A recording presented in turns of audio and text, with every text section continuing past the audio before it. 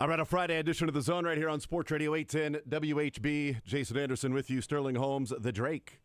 We head up until 2 o'clock. It is an absolutely packed Friday. So much stuff to get into and talk about today, and so little time to do it. Only 4 hours today, like every day. Matt Derrick will join us an hour from now. We'll hang out with him for just a segment today with Matt Derrick instead of the entire 11 o'clock hour, as he will be out at Chiefs practice and media availability. Today is a Thursday for the Chiefs, a Friday for us. That means we hear from Dave Tobe and Steve Spagnuolo and Matt Nagy and Chris Jones. So we'll do that about 11:45 or so, which means that we move Kendall Gammon to about 12:30, which means we move Mick Schaefer to 1 o'clock. We'll have sad fans today in the 1 o'clock hour as well. Cuts before the show is over. Lee Sterling later on this hour, getting you ready for the weekend's worth of action, a little more than a rooting interest. We got all of that going on here on Sports Radio 810 WHB on a Friday. And we've got Sterling Holmes hanging out at our farm distillery today. Sterling, what's going on there, man? What's the scene like for you? First and foremost, this is one of the most gorgeous piece of property and land I have ever laid my eyes on. This is God's country up here. This is ridiculously pretty. You're nestled atop a hill looking out at all of basically everything they grow for vodka, for bourbon, for the rye whiskey that they have here. And it is just an absolutely gorgeous, immaculate place. It is really, really cool. And we're getting ready because tomorrow right here at our farm distilling, they're doing a harvest fest. So if you like pumpkin painting, if you like yard games, check, I love that. If you want a free will donation lunch by Holt County Cancer Fund, if you like baked apple whiskey, this has my name all over it, then come right up here to our farm distilling tomorrow, October 4th. If you like live music on the lawn from 2 to 5 p.m. as well. They have it all up here. It is, again, Jason, a really, really cool place. It was a nice drive. It's not as long as you think. It's a very easy drive up here. It's like 4 Iron Maiden songs. I think Drake got that reference. But I'm telling you, our farm distilling up here, it is really, really cool. And then, again, tomorrow, Harvest Fest up here. No, I got it too. You know, hey, that's not. I'm not that big of a square. I'm just. It's a small square. Just a very, very, very, very small, tiny, individual, minuscule square, you know, but still somewhat of a square. It is really cool, though, man. I'm telling you, if you are from the Midwest, Missouri, Kansas side, and you like local spirits, if you want fourth-generation farmers growing grains for their spirits right here locally, this is the spot for you. You know what is going in your beverages because it's grown right here on this beautiful piece of property. That is awesome, man. So I'm happy that you are there today. It seems like a really cool spot to be at today, and perfect for you to be there today. So are you? Oh, you're telling me that Alex and I will not try and partake in a little baked apple whiskey? I think you're out of your gourd. If I'm not going to try that. I was actually going to ask you what will you be trying today during the show. So one of everything. I see. No, well, they have a s'mores cocktail with gooey butter cake cream liquor, which, I mean, come on now. You're killing me here. 100%. The Harvest Crisp, which that has my name all over it. That's the baked apple whiskey. Old-fashioned with our farm bourbon. I mean, let's be real now. I might have to try one of everything. I might have to leave my car here, Uber home, and then Uber back tomorrow morning to grab my car. I actually think that might be something that you do. But you don't have to Uber. You can. Who you up there with? Is it Marucci? Alex. Alex, Alex I'll is there drive with home you. with Alex, and then Okay. Alex will drive me in the morning to grab my car. That seems like the smart That's move. what you do. A prudent decision. You don't have to Uber. You don't have to do that. So taken care of there with that. All right, 913-912-4810 is the text line to join us. 913-912-4810, the text line to join us. I appreciate you giving us the update there, Sterling, so I can tweet out everything that we're going to be talking about in the show today right here on Sports Radio 810 WHB that you can stream and check out on all the different social platforms that we have. 913-912-4810. Let's get into the show, Sterling. Let's start off with last night and what we saw in the Major League Baseball playoffs yesterday afternoon and last night. You know, one of the things that I was talking about was how intrigued I was to the storyline around the Red Sox and Yankees and not the national, it's the Red Sox and Yankees. You know, we talked about Schlittler going to the mound for the Yankees being a diehard, lifelong, through and through, dyed-in-the-wool Red Sox fan his entire life. Family, Red Sox fans, entire life. Grew up in Massachusetts, Red Sox fans. And he's on the mound wearing the pinstripes in an elimination game as a rookie against said Red Sox. And that storyline and backdrop of that, because Yankees fans are unforgiving. If he went out there and just completely, bleeped the bed, there would be of course he's a Red Sox fan. That's why you don't put a Boston dude on the mound with the Yankees against Boston. All right? Once a Red Sox, always a Red Sox. All right? That guy's a double agent. Get him off my team. You would absolutely hear good. that. Thank you. I appreciate it. I studied a semester in Yankee fan when I was at Northwest. So I got Did it overlap with Cowboy fan as well? Which was, I swear to God, man, if Dak Prescott can't figure No, it did not. But watching it last night, him going to the mound, and I'm like, all right, what's this going to look like? Because it's the second time in an elimination game in the history of baseball that two rookie starters were going up against each other. Just the second time ever. And it's like, okay, who is going to go out there and not let the moment be too big? Early wasn't terrible. I mean, he was perfectly fine until the fourth inning, and then Alex Cora forgot that there was an elimination game and was like, you know what, I think he's going to get through this. You know what, 2 runs, I'm going to keep him out there. Walk, let's see if he can work out of We're going to really need to know if he can work out of this jam in the divisional series and the championship series and the World Series. So let's let him work through it. I know the Schlittler's over there just throwing BBs and striking everybody out, but I have a good feeling that this rookie's going to really work out of it here at Yankee Stadium in an elimination game.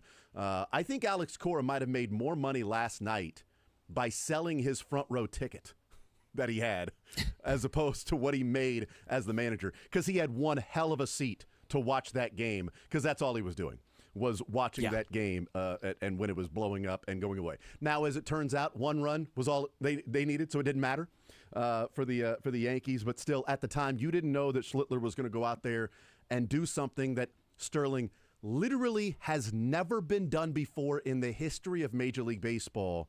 And a rookie did it. And it's not just the history for a rookie. It's the history for anybody that has ever taken the mound in a postseason game to go at least 8 innings, strike out at least 12, and walk 0. It's the first ever postseason game, and it was in an elimination game. He's a rookie, and it was against his childhood team that he grew up loving, with his family and everybody, converting at least to Yankee fandom while he's there. I mean, I did not expect that to be the case. I thought, maybe 3 or 4 innings, and then you go to the Yankees bullpen isn't great.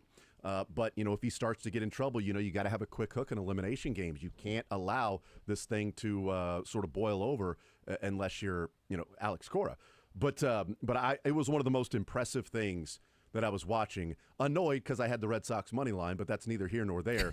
It was incredibly impressive to watch that. And Aaron Boone said it after the game, and I think there's a decent chance of it being true. He said one of the first things he said about Schlittler, he said, "A star is born tonight."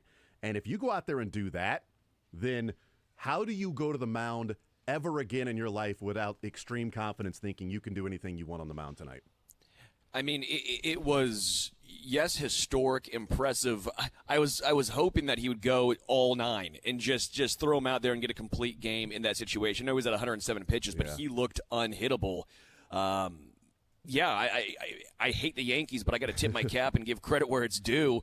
Schlittler really came through big, and I feel bad for Early to an extent because you're a rookie. This was the anti-Tim Hudson, Jeremy Guthrie game where it was just the old dudes battling it out in Game 7. This was the young dudes battling it out in a elimination game because as a rookie, that is just so much pressure on a guy. One rookie didn't come through, and again, Cora is partly to blame for that. And the other rookie just completely dominated, and that's going to be the storyline going forward. I think is when is Schlittler going to pitch in the ALDS and potentially ALCS, and how much do you trust him now, especially if it's the 6th inning, you get a couple guys on, are they going to stick with him longer? Is Boone going to say, hey, you know what? No, he can get out of this because he does have that strikeout stuff. Yeah, and what it does for the Yankees, unfortunately, is it gives you another guy that if you're Aaron Boone, you say, well, we can put this guy on the mound. We know we can because we just saw this in an elimination game, whether it was necessity or not to pitch him in Game 3, and it can't be necessity if it's only Game 3, so it's somebody that you trusted and you thought was in a position to help you win in that situation, that the next time you go about it, hey, Game 3 against the Blue Jays, we have no problem pitching this guy because that will also be at Yankee Stadium if he throws Game 3 against the Blue Jays. So, and so it just gives them an added benefit to what their starting staff could be, especially if he can go deeper into games and help out that bullpen to get it closer to Bednar and not have to figure out what that transition from the starter to Bednar is, because that has been nip tuck for them. But I was so impressed by that we talk about some rookies this year, and we talk specifically the poise and the command of a guy like Noah Cameron on the mound in situations, but to be in that situation with that surrounding and the storylines and your childhood team that you're going up against, I can't even overstate how impressed I was for that guy. And there's no way that dude could ever take the mound again, at least in the near future, and think that I don't have the stuff to compete at this level. There's no doubt in his mind now that he knows he belongs in the big leagues, and he belongs at the highest level because he did something that literally has never been done before in the history of the postseason.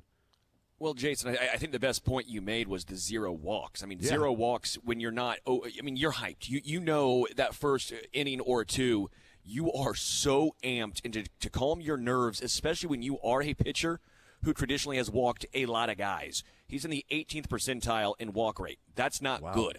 10.2% and 0 walks in this one. Yeah, he's a power pitcher, averages 98 miles an hour on that fastball. We know about the strikeout stuff, but 0 walks in that situation, calming your nerves, that's stones right there from Cam.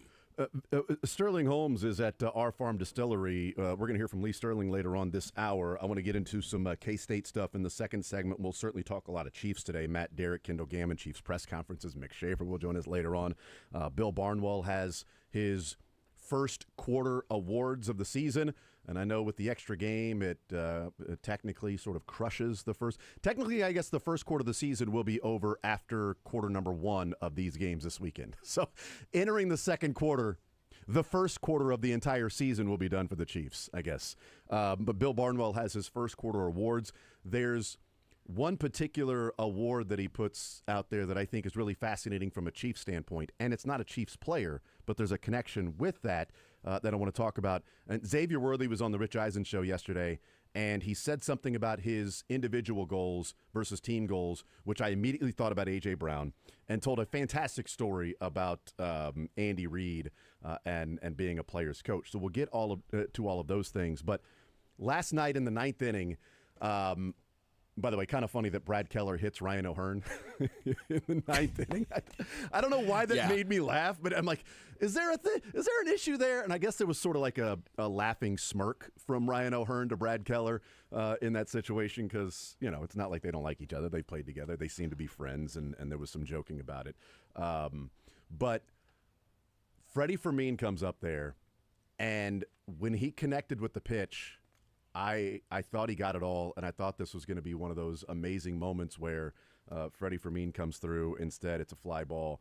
It's an out, but an entertaining game there. But I thought it was fascinating that some of the bigger players of that ninth inning was Brad Keller, Ryan O'Hearn, and Freddie Fermin with the Cubs and Padres battling it out to go to the divisional series. And Fermin had a nice little wild card series. I mean, he went 2 for 4 in this one. You know, you slugged 545 OPS, nearly 1,000-ish in the wild card series, and he's under team control. So I think if you're the Padres, you know, we're thrilled here in Kansas City about Kolek and Bergert and how that trade went down. But I think if you're the Padres, you're sitting here going, well, it's not all bad. We have team control for a guy who's probably fixed the bottom of their order as well as their catching spot long term. So that's great to see. I mean, you saw Luis Arraez. I mean, the Padres just shot themselves in the foot time and time again. I mean, Arraez not running out a ball. I mean, I love listening to the broadcast. I'm like, well, that's a teaching moment for him. I'm like, he's 30 years old. That's not a teaching moment, not running out a ball. We're not talking regular season game 9. We're talking a win-or-go-home playoff game, and he just decides to not run one out, and he would have been safe because Swanson had hit the heel of his glove, and then Swanson was still able to pick it up and throw him out. So the Padres just time and time again, I thought, made boneheaded decisions. You know, Manny Machado, for as good as he is, hitting 100. Fernando Tatis just completely choking in this entire series. They're top 3 guys. The highest average was 182, and that's Arraez. You know, Bogarts had a nice series. Fermin had a nice series, and that was about it for those guys. Yu Darvish, yet again, the playoff struggles for him continue. Only got through 1 inning. You know, you're starting to have that conversation of, is Darvish just not good in the playoffs? Yeah, to me, the Padres this is what they do. They're a great team year in, year out. They always have all this talent, but they always underperform. And you saw Machado get a little animated in the locker room with some questions after the game and post-game talk. And good for the Cubs for bouncing back, and good for Pete Crow Armstrong, especially in this one. He had a brutal end to the season after starting off so hot, 3 for 4. I'm happy for the Cubs. Yeah. I wanted to get your thoughts on this before we take a timeout. And I tweeted this out yesterday. PCA getting thrown out in the caught stealing. Great for Freddie Fermin. Oh, my gosh. But, you know, we've had these conversations before, and when it happens with the Royals, you know, the country is not watching the Royals games when we see, you know, Tolbert get thrown out because he's a half an inch off the bag while being safe by easily safe when the tag is first applied and he's already at the bag. And the replay overturns it and he's thrown out in the caught stealing. The country's not watching that. We're watching that. And so when that happened yesterday, you know, I know, you know, my feelings on it, and we've had the conversation about, you know, replay and the intent of replay and overturning plays like that.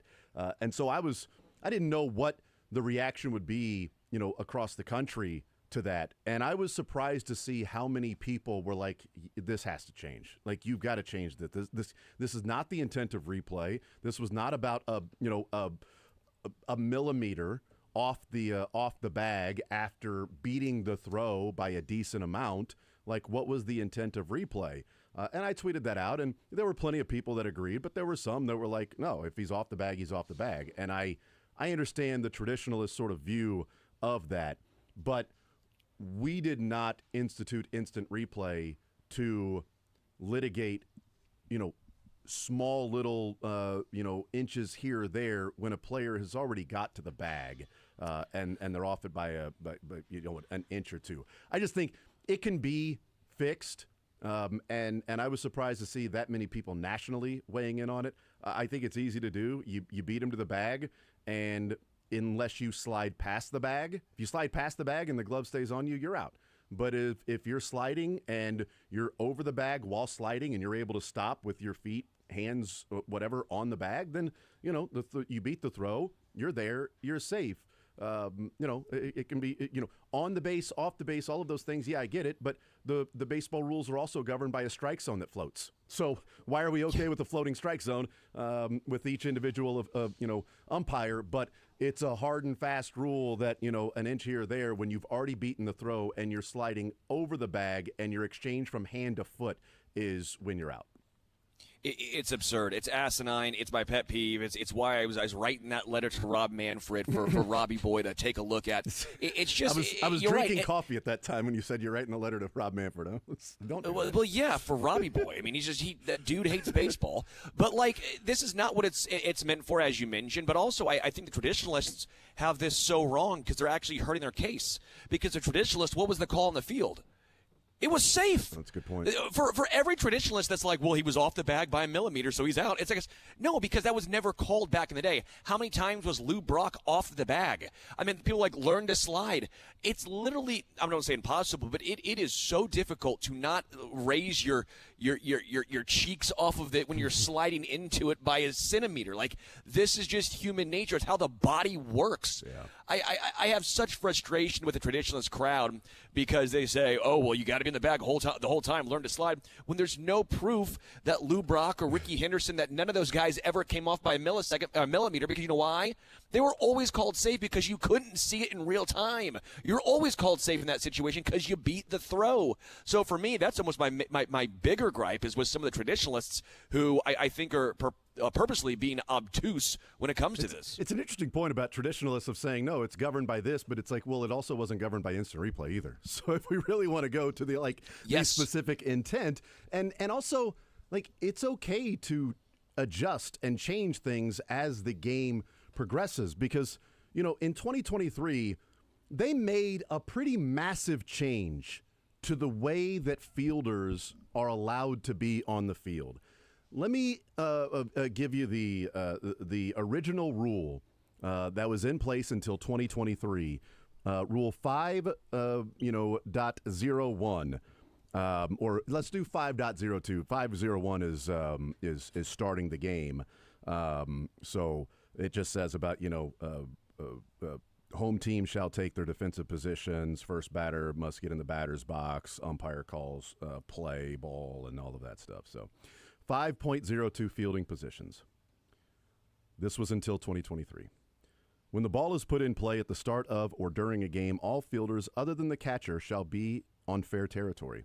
The catcher shall station himself directly back of the plate. He may leave his position at any time to catch a pitch or make a play. Rule 502B. The pitcher, while in the act of delivering the ball to the batter, shall take his legal position. Rule 5.02C. Except the pitcher and the catcher, any fielder may station himself anywhere in fair territory. Until 2023. So we lined up in Major League in baseball the way that we lined up forever because that's just how it was done.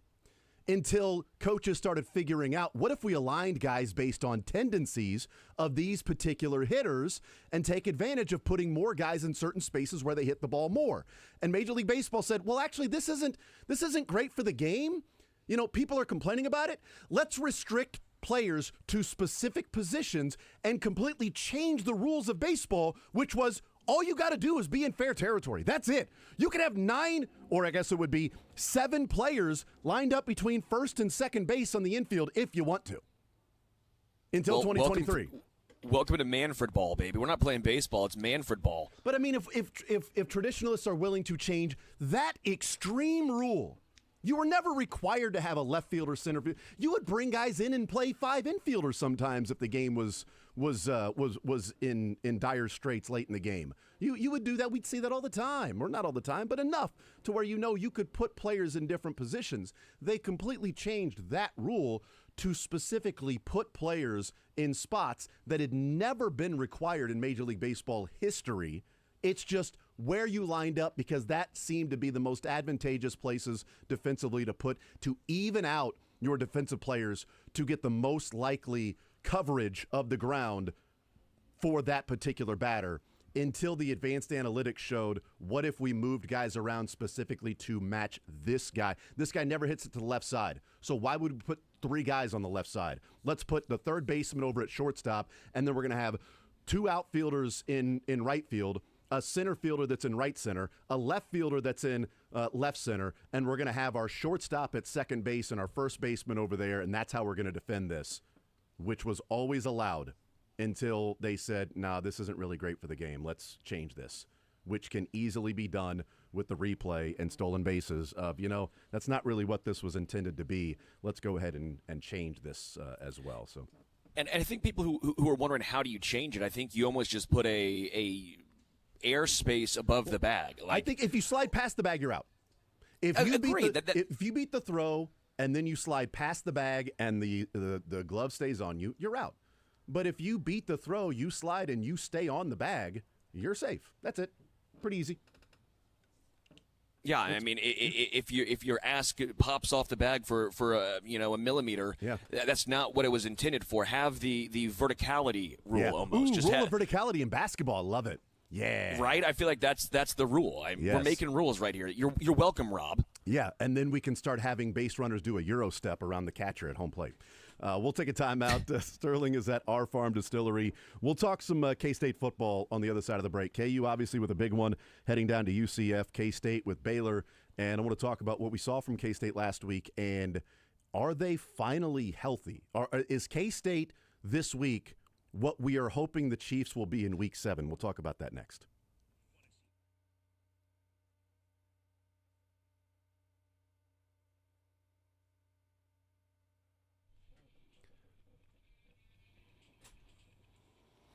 Men, if you're out there and of a certain age and you have had erectile dysfunction in your life, then you already are aware of the stresses that it can cause and depression and arguments and breakups and even contribute to divorce. If it's not something you have experienced and if it happens in the future, well, Heartland Men's Health is here to help. They have been successfully treating men in the Kansas City area. If it's something you're dealing with, maybe you've tried the pills or the herbals and they have failed. If that happens, Heartland Men's Health treatments work when the pills and the herbals fail. They have treatments with success rates well over 90%. Just schedule a consult with Heartland Men's Health today. Your initial visit is only $99, and that includes a medical consult with a licensed medical provider, a T and PSA test, and if medically advised a test dose. And if the test dose doesn't work in the office, your visit is free.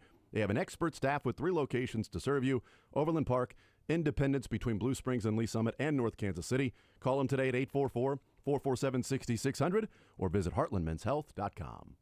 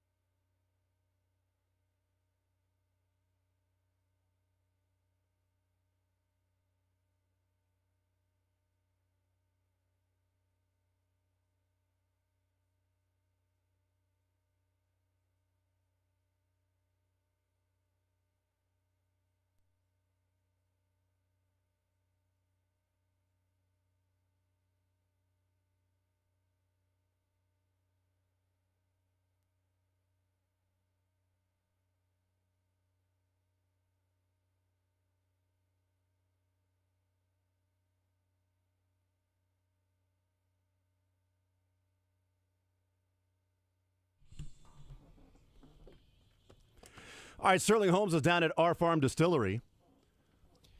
Sterling, Oh, what's baby. going on? Yeah. What's going on? Have you, Jason. have you started drinking yet? Because I want to know what 2 o'clock's going to sound like when we have sad fans. I want to know what Sterling's going to be sounding like when we're laughing and listening. For cuts. That Ravens fans, they're crazy. Those crazy Ravens fans. Well, there's a little Harry Carey that you threw in there. I like that. It was actually Will Ferrell in Old School with you're crazy, dude. You got a dart in your neck. I like you, but you're crazy. What's crazy is this view. It's nestled atop, in my opinion, this place is nestled atop a Missouri mountain. I call it a Missouri mountain because there's no real mountains in Missouri, but you are nestled up high, and you can see for miles and miles around you right here at our farm distilling. I mean, it is really cool. They have these really nice chairs, these outdoor areas set up. There's deck of cards on every single table. There's games and just deliciousness everywhere. Deliciousness abounds out here, and they are getting ready for Harvest Fest at our farm. Tomorrow, October 4th, come up here. There is pumpkin painting, yard games, free will donation lunch by Holt Cancer Fund, handcrafted fall cocktails like the Harvest Crisp featuring our farm's baked apple whiskey, and again, live music on the lawn from 2 to 5. So make sure you come up here tomorrow to our farm distilling.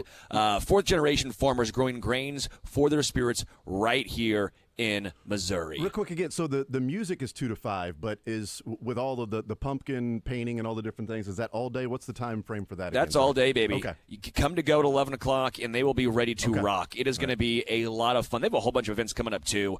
I mean, just a plethora of events. So if you want to check them all out, go to ourfarmdistilling.com because they have some fun events coming up here. I'm just thinking maybe, the family, the wife, the kids, maybe we take a trip up there tomorrow to do something fun to get. I think you should paint some pumpkins, play some yard games, get in the fall, the Halloween, the spirits. Your wife will like the bourbon. Right? Yes, she will.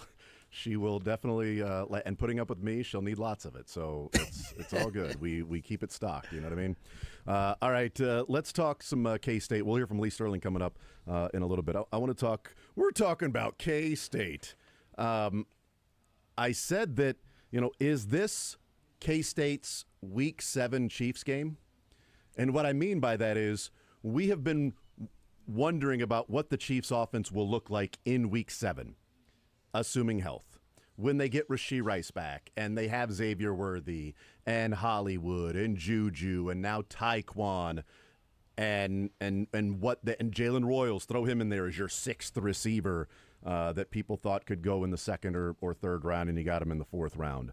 I bring that up because, we have talked about this K-State team, and I think one of the things that is a reasonable takeaway last week against UCF is, hey, maybe this is what Kansas State would have looked like with a healthy Dylan Edwards all year.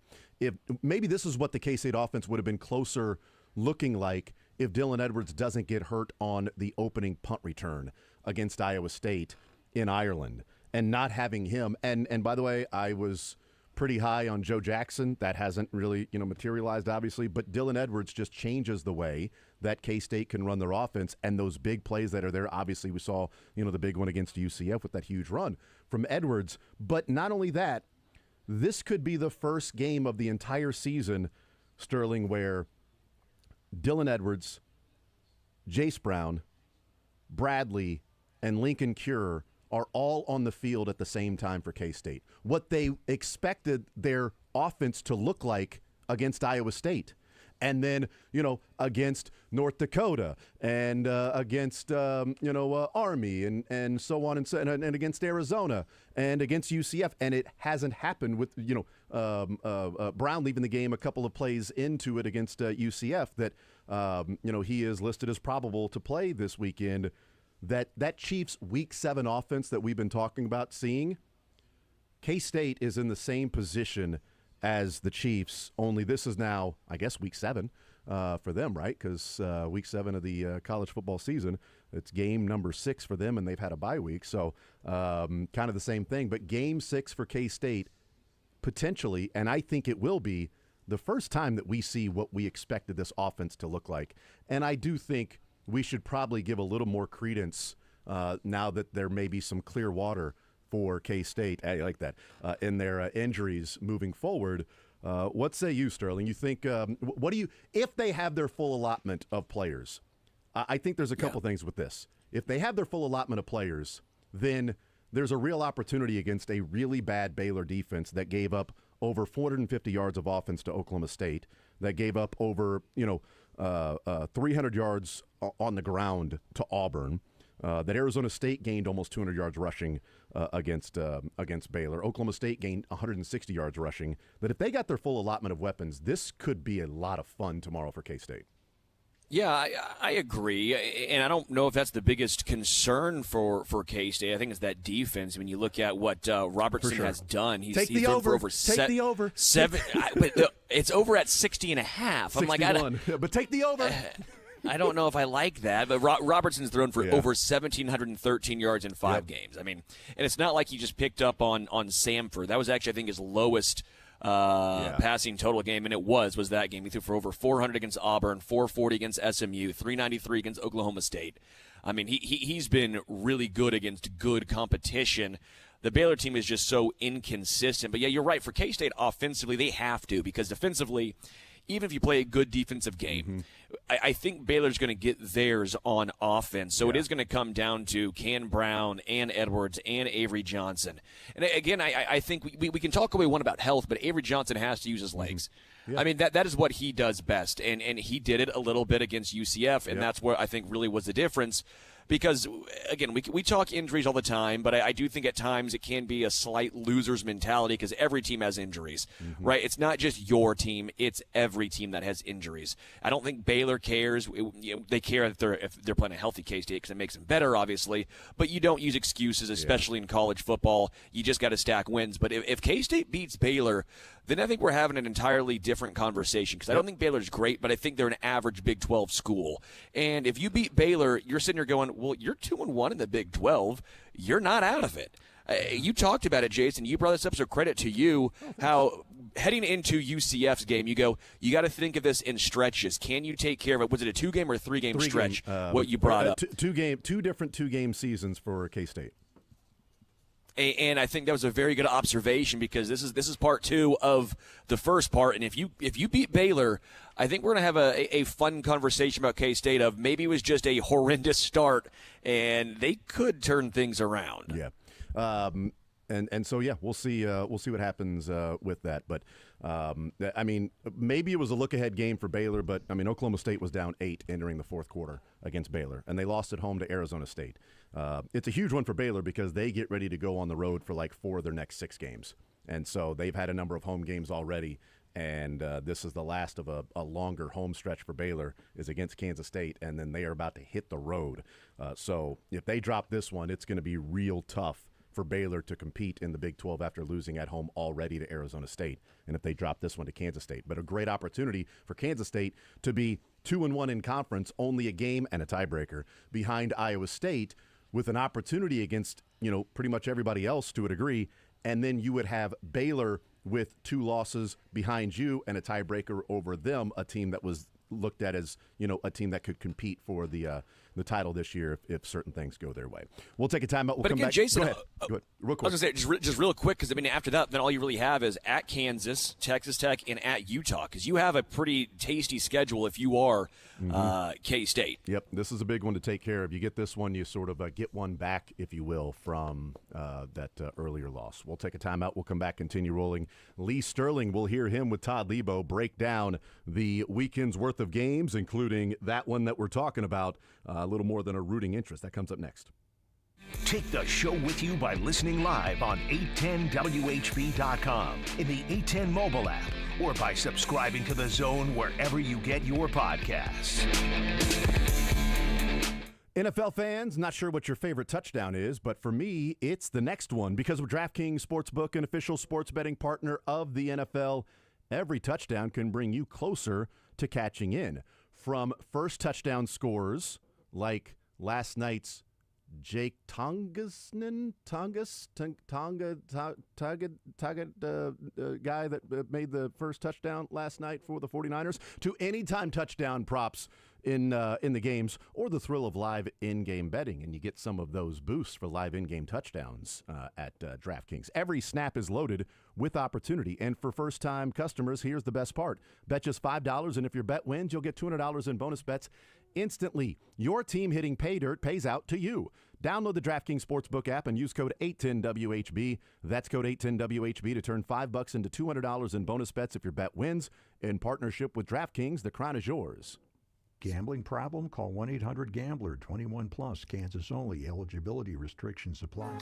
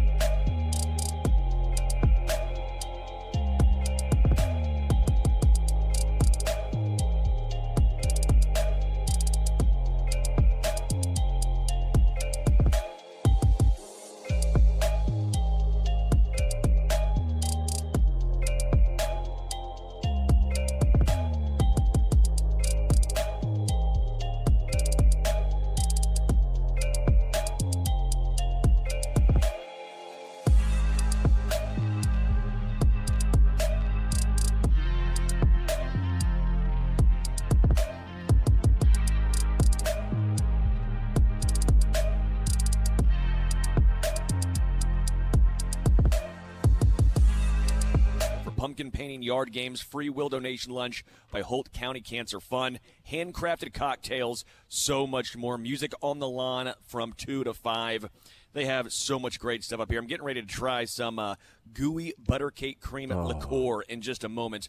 And then also I'm going to try a little bit of that baked apple whiskey. You can also check it out and get some online. If you can't make it up here, check it out online at ourfarmdistilling.com. Man, I love me some butter cake, all right? And that may be the whiskey that could, I don't know, get me to go down that Sterling route. I'm not sure. I don't even know what that means, but it could be the one. Join me. Yes. Jason. We are joined by Matt Derrick, Chiefs Digest, and 41 is the Mike podcast joining us here in the zone. Matt, what's up, brother? How are you, sir? If it means getting butter cake, I will be more like Sterling every single day. 100%, man. Maybe the greatest dessert I have ever tasted was a butter cake in a restaurant down in Tampa before the Chiefs Super Bowl against the Buccaneers. That was the best part of that week. Was the butter cake. It would have cake. to be. Because everything else was lackluster, including nobody on Radio Row and them making us, while we were surrounded by glass in our little cubes broadcasting, we also were still required to wear a mask while broadcasting on Radio Row. That was great. But luckily, the game was amazing. It was not. The game against the Ravens, though, Matt Derrick, that was amazing.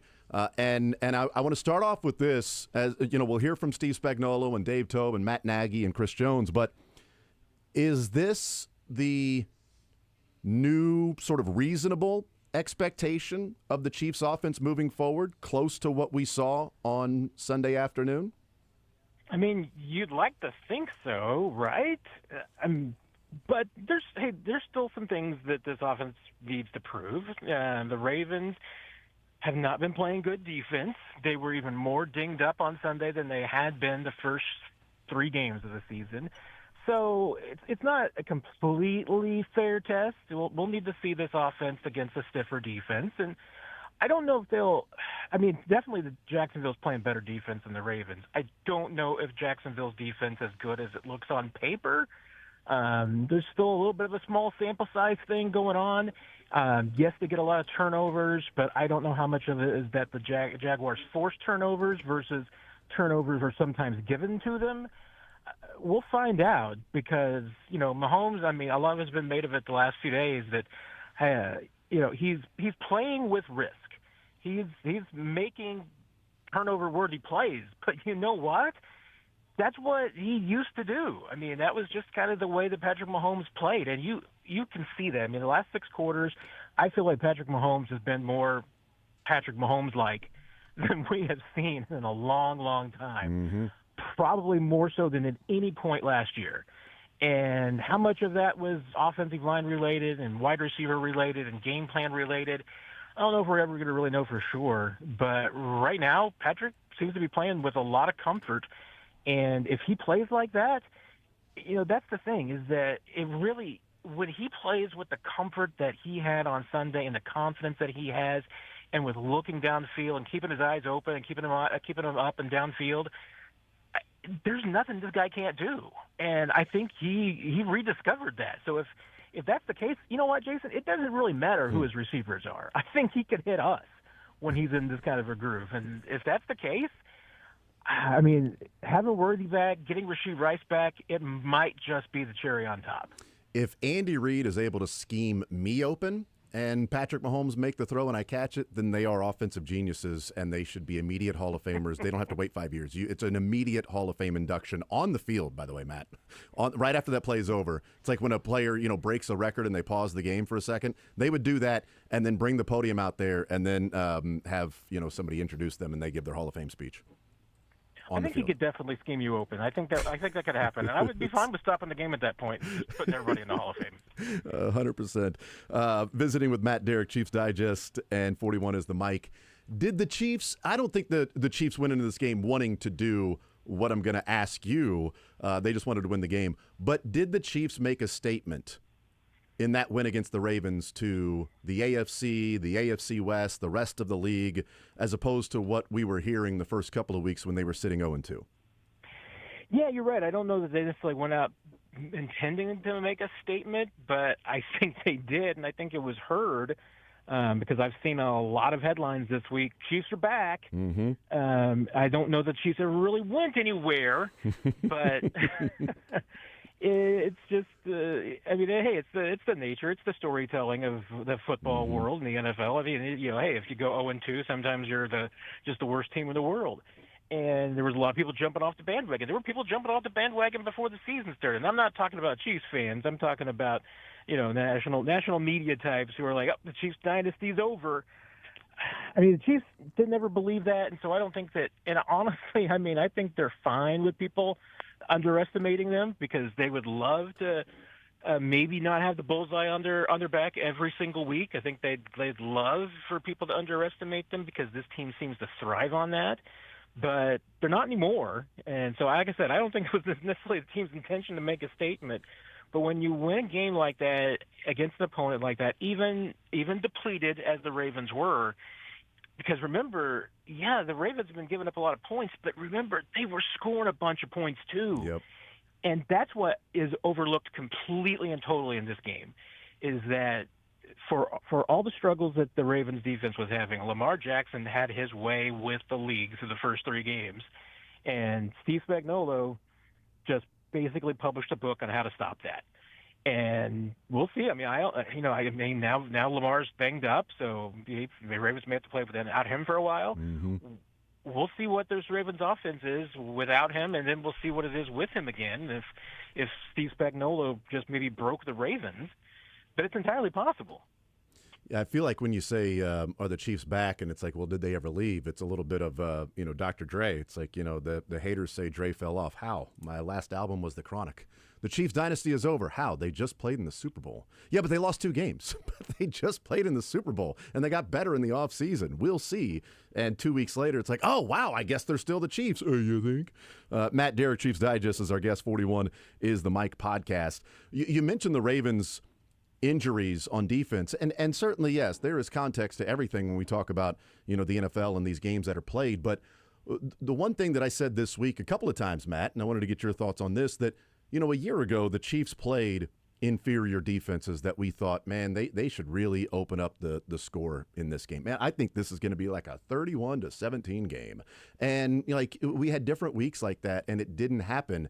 And it was frustration of like, what's going on? They should be better. They should be scoring against this team. This team had this player out, that player out. This team gave up 400 yards to this offense, and the Chiefs can't do anything. So if we spend last year talking about that, Matt, I'm not going to immediately sort of, and I'm not saying you're doing this, but just the point I've been making this week, I'm not going to poo-poo and dismiss them scoring on all of those drives against the Ravens the way that they did because the Ravens were depleted or inferior, because last year it was a huge issue that they couldn't do what you would expect them to do against inferior opponents. They did that on Sunday. That doesn't then become dismissed. Yeah, that's been kind of one of my things I've talked about this week a lot and focused on is that, the Ravens, let's face it, even depleted as the Ravens were, Ravens aren't the worst defense that the Chiefs have faced in the last couple of years. There have been a lot of defenses that they've faced that's worse than the Ravens. But the thing is that they never put those teams away. Mm-hmm. I mean, especially last year. I mean, they really played to the level of their opponent, it seemed like, week in and week out. And the big part of that was the offense. The offense just wasn't really capable of doing what they did against the Ravens, which was basically scoring on virtually every drive. Even if you're getting 3 points, that wasn't something that last year's defense did. The last time that they put a team away like this, I mean, you got to go back to that Bears win a couple of years ago. Mm-hmm. And with Mahomes, I mean, this arguably was Patrick Mahomes' best game in 3 years. I mean, at least from a proficiency standpoint. I mean, we could probably argue that, hey, he dragged his team to a couple of wins when maybe he only threw for 180 yards just because he had no help around him, and he had to play exceptional. But this was just an absolutely clean, proficient performance that we haven't seen in a while. So, the fact that the Chiefs did what they were supposed to do, what good teams do, which is to put a good team down and keep them down, that's a killer instinct that this team hasn't had for a while now. Yeah, and last year and in the offseason, there was so much talk about those one-score wins. The Chiefs are winning these games by a score. And, of course, the first 2 weeks of the season, one-score games, and they end up losing. So the immediacy is, well, look, they're 0-2 now in these one-score games. But what also should be pointed out is, last year they had 4 total wins that were by more than a score. Well, they've got 2 already. So as you're talking about sort of putting teams away, they didn't put teams away, which is why it became one-score games so often, is that, they couldn't just simply keep the foot on the gas pedal and extend that lead and let the defense go out and play the way they're playing and let that thing snowball that we had seen so often in this Chiefs dynasty until the last, couple years or whatever, that, they were winning these one-score games.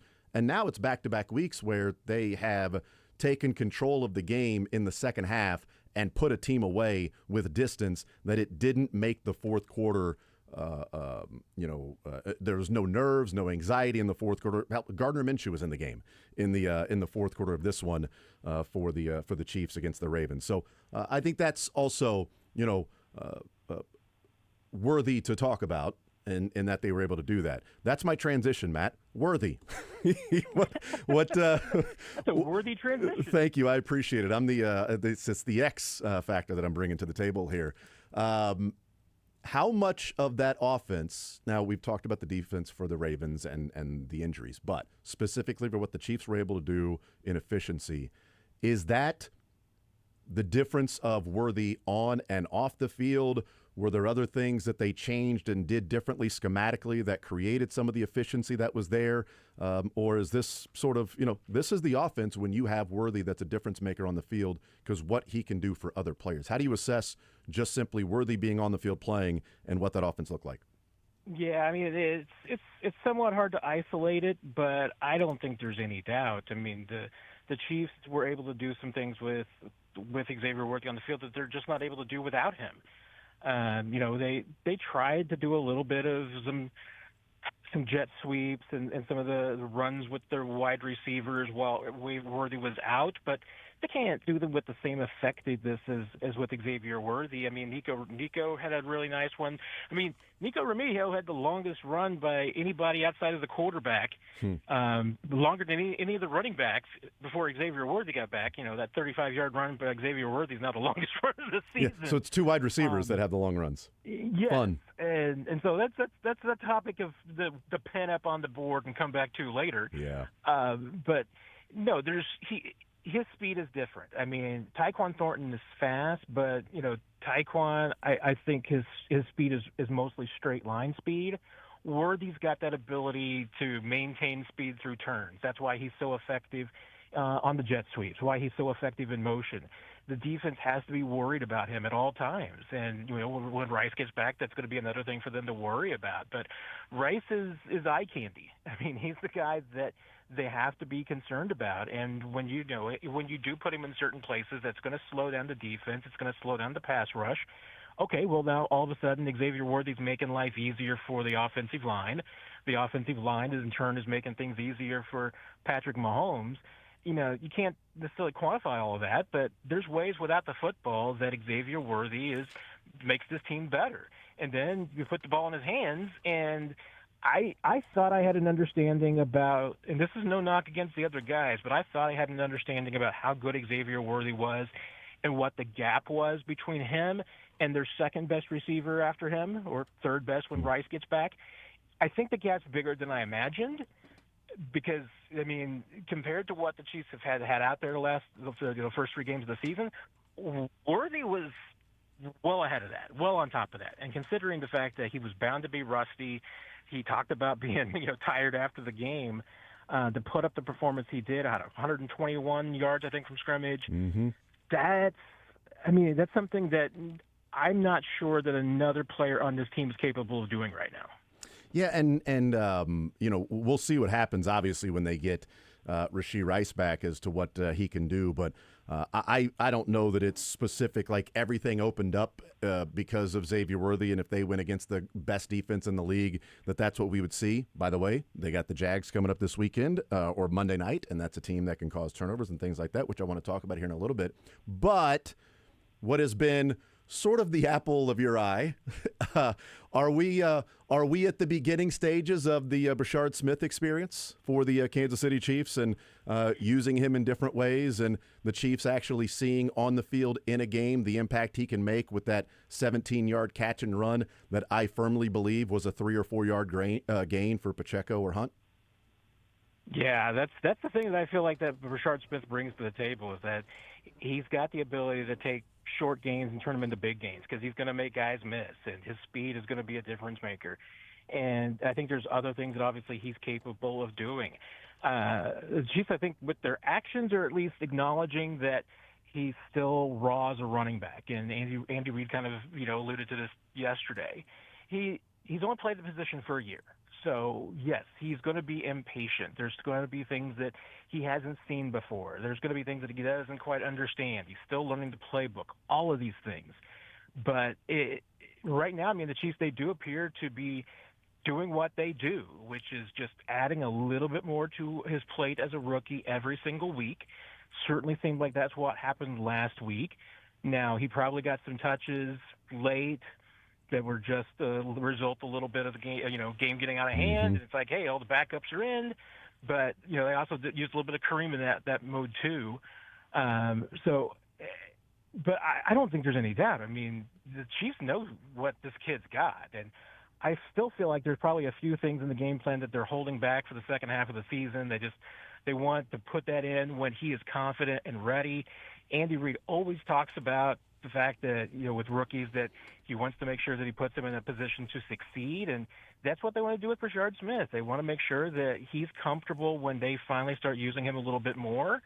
We're probably entering right about that time that you start ramping up his usage, so that, hey, by week 8, week 9, mid-season, then you're starting to kind of see Brashard Smith break in. And I mean, could he still be the starting running back by the end of the season? I think he's got the talent. He's just going to have to make the plays and get the opportunities. Yeah, I just starting to imagine the different ways they can use Brashard Smith. Again, all of this is with a grain of salt and a caveat of health, but the ways they can use Brashard Smith, and then when Rashee Rice is back, just the different gadgets and gizmos and toys that Andy Reid and Matt Nagy and Patrick Mahomes can play with on the field, and what the defense will have to worry about. That's certainly exciting. Matt Derrick, Chiefs Digest, and 41 is the Mic podcast. Defensively for this team, I want to give you some numbers here that I'm wondering from your standpoint, is this correlation causation? It seems like correlation causation to me, but you watch with a closer eye, being at the game and some of the breakdowns that you and Nick Jacobs do. But I want to give you the numbers. These are percentage-wise from week 1 to week 4 for two different players. One is Noel Williams' playing time, and the second one is Trent McDuffie's percentage of pass reps in the slot. Noel Williams' playing time, 0%, 13%, 29%, 36%. Clear trend heading in one direction, right? Trent McDuffie's percentage of pass reps in the slot, 11%, 20%, 25%, 31%. To you, Matt, is that correlation causation with the development of Noel Williams? Is there something more that's game plan specific? Because both of those seem to be trending in the same exact direction. Yeah, well, I mean, I think there is a large part of it is, well, I'm not sure. I mean, this is chicken and the egg question here, which is causing which. But ultimately, I mean, I think it is more driven by the fact that the Chiefs are more comfortable with putting Noel Williams on the field. If they're putting Noel Williams on the field, it's because they're comfortable putting three corners on the field. Right. And if they're comfortable putting three corners out there, then Trent McDuffie's going in the slot. So, I mean, that's the simple equation to it. Which is sort of my question about correlation causation, that Noel Williams' trust by the coaching staff is then creating more opportunities for Trent McDuffie to play at what I think is his best position, and makes him one of the best players in the league at said position. Yeah, and what I'll be interested in seeing if it continues, and two, what level it kind of tops out at, and three, does Noel Williams continue with his level of play? Yeah, I mean, right.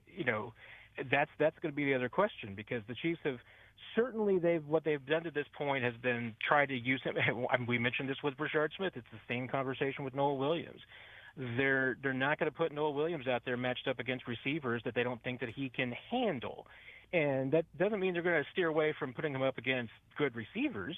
It's just that he's a big, kind of physical corner.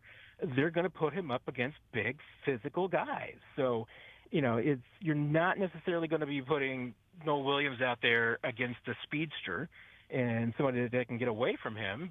But, hey, you got a 6'3" receiver that you want to match up on. Noah Williams is your guy because that's always going to be somebody that you want to steer Trent McDuffie away from. I've been really impressed with Noah Williams' ability on the deep ball to be able to defend that. Yeah. And he seems to have a pretty good knack for zones and for handling all of that. So he seems to be picking things up quickly. And what I'll be interested in is just that when the Chiefs do get healthy, because they should get Christian Fulton back here pretty soon, maybe this week, maybe next week. Nazeeh Johnson, same thing. I mean, it seems like Nazeeh's ready to go at any point, which is the case they could open his practice window. Haven't done that yet, even though they can. Once they start to get these guys back, do they back off a little bit more on Noah Williams? Has Noah Williams hit his cap for now as far as how many snaps they want him to play? I mean, it could certainly be by the end of the season. Maybe they're comfortable with Noah Williams playing 80, 90, 100% of the snaps. Who knows? Right now is the ceiling for him, maybe like Rashard Smith. Maybe it's in the 30-40% range. Probable. I'll be really interested to see how quickly they continue to bring him along, where he fits in when guys get healthy, and what happens when he inevitably has a bad snap. Right. Because at this point, I mean, he's just playing lights out. I mean, he did have what was potentially a pass interference on A.J. Brown against the Eagles, so it was a nice no call for the Chiefs, honestly. But that's no call. But. Yeah, right. But that's the only one that I can think of. And with that, and I want to get your thoughts on the Jags before we let you go. With that, with Noah Williams, I think the next evolution for him, I think they are clearly bringing him along slowly in terms of the percentage and the reps that they're getting.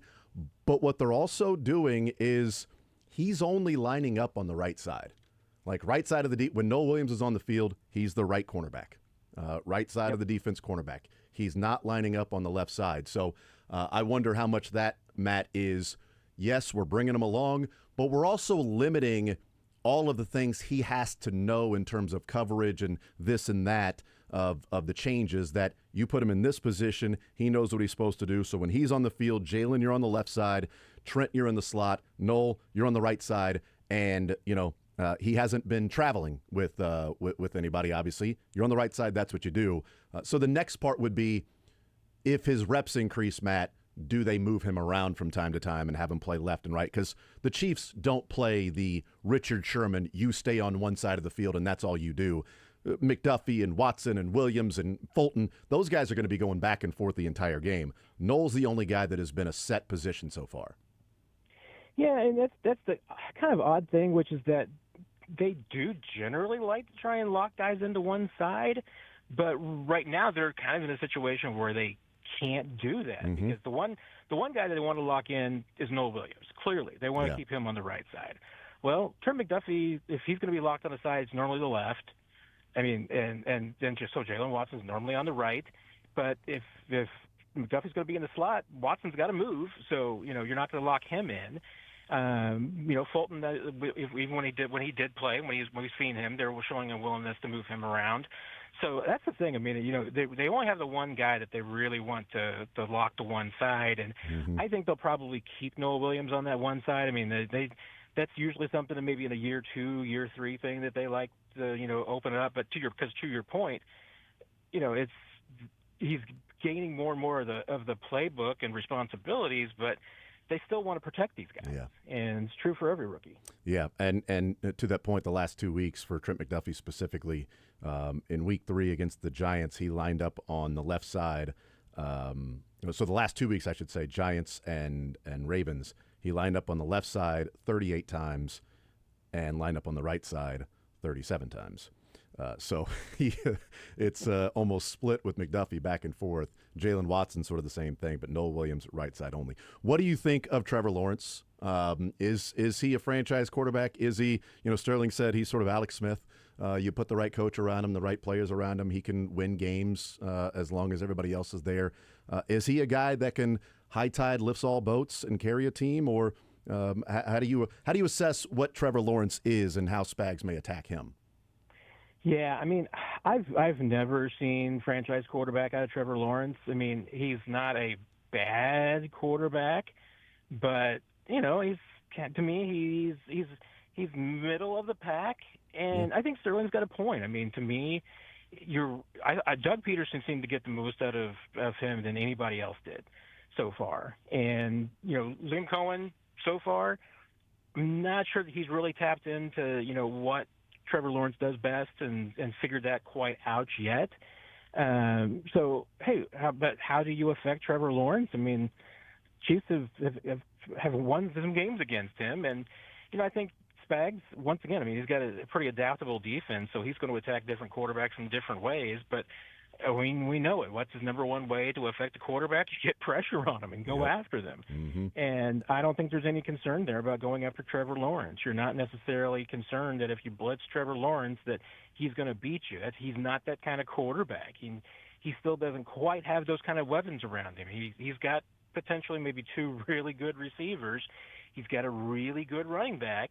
But do they have the consistency? Does he have the ability to consistently get the ball to all these guys? That we haven't seen yet. So I'm still not sold on Trevor Lawrence. I mean, I still think that he's in my list, right around 15 in the league, give or take. There's guys that are worse. There's guys who are a lot better. You can win games with Trevor Lawrence. I just don't think he's a Super Bowl quarterback. I just don't think he's that kind of guy. But with the right coach and the right system, yeah, he can be a good quarterback for you. I just don't know if this system for him is quite the real deal yet. And, the guys also, once again, you kind of mentioned the Alex Smith comparison. He's had to bounce back and forth between a lot of systems already in his young NFL career. That's true. Not easy to do. Yep. Under pressure, Trevor Lawrence is 43% NFL quarterback rating this year. 42.7, not percent, but under pressure, 42.7 rating, kept clean, 82.6 rating. So yeah, put some pressure on Trevor Lawrence. That's true with a lot of quarterbacks, though. Last one, go ahead. That's almost what you get as a quarterback rating for just throwing the ball into the ground. That's a good point. Last one, quickly. What do you think happens in the game, and do you have a score in mind? Yeah, I think the Chiefs do win this one. I don't think that they're going to turn the football over the way that the other teams have against the Jaguars, and that's kind of the deciding difference here. And I think the Chiefs defense is going to be able to keep them down. The only X factor to me is that it's going to be a crazy night in Duval, as they say. This is the Super Bowl for the Jaguars. I mean, Monday night against the Chiefs doesn't get any bigger than that in Jacksonville for this team. So you got to be worried a little bit about Jawan Taylor, because the last time he was in Jacksonville during the regular season, it did not go well.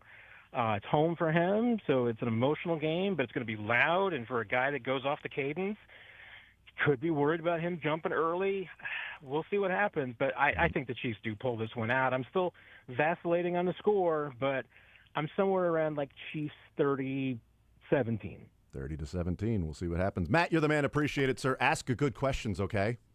I'll do my best, my friend. There's Matt Derrick, Chiefs Digest 41 is the Mike podcast. We will take a timeout, come back, continue rolling along. We'll head out to Arrowhead about 11:45 or so and hear from the coordinators and Chris Jones. More Zone next.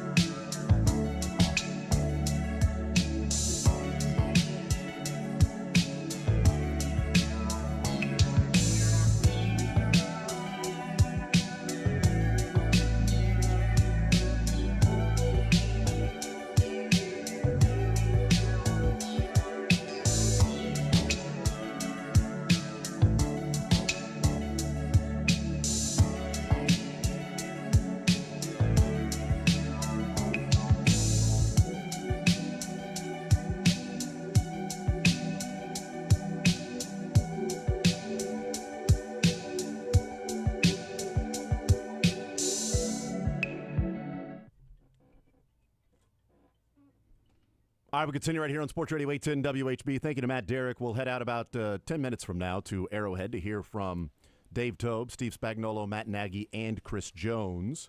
Sterling Holmes is hanging out at our Farms Distillery today. Sterling, what's going on up there, brother?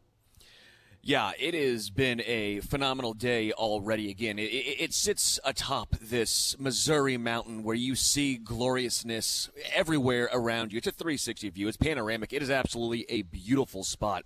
And it's not just a beautiful spot to look and hang out, but it's also a beautiful spot to drink and have fun. It's fourth-generation farmers growing grains for their spirits right here in Missouri. And they're promoting a huge event tomorrow. It's Harvest Fest. Harvest Fest right here in Mound City, Missouri, Saturday, October 4th. Pumpkin painting yard games. There'll be a free will donation lunch by Holt County Cancer Fund. Handcrafted fall cocktails like the Harvest Crisp featuring our farmers baked apple whiskey. There's going to be a live music from 2 to 5, so come on out here. It is going to be so much fun tomorrow. Again, that is from 11 to 6, and they have old-fashioned, a spicy lady if you're more into the vodka side of things. That is a locally grown corn vodka, s'mores cocktail, which features their gooey butter cake cream liqueur.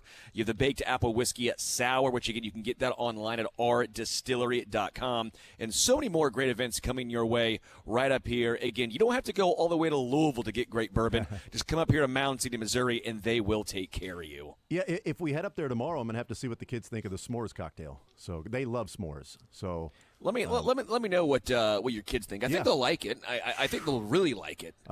I don't know what it was about that s'mores cocktail, Dad, but I am in the fantastic mood. I mean, the best mood I've ever been in. 21 plus. Yeah, I'm over there talking. I'm talking to girls I've never talked to before. For some reason, I've just got all of this confidence in me to just really do anything I want. It's so odd, Dad. That probably won't happen if we were to make our way up there, but it sounds like an awesome time, and we may end up heading up there tomorrow. It is something that we're gonna. You should. I mean, this is one of the most beautiful pieces of property I have seen. I mean, it is just gorgeous, rolling hills everywhere. You see where they grow everything. You see the wheat. Awesome. See everything, the rye for the bourbon, and obviously the corn for the corn vodka. I mean, it is an extremely well manicured landscape spot too. It'd be a great spot to watch a sunset, too. Ooh, nice. Okay, very good. You know what? Why don't you stay the night, and we'll head up there tomorrow, meet you, and then we'll hang out on a nice little blanket, watch the sunset together. Believe it or not, I have thought about staying the night here. Nice. Love it. Love it. All right, we'll take a timeout. We'll come back. We are going to head out to Arrowhead on the other side of the break. Coordinators and Chris Jones coming up next.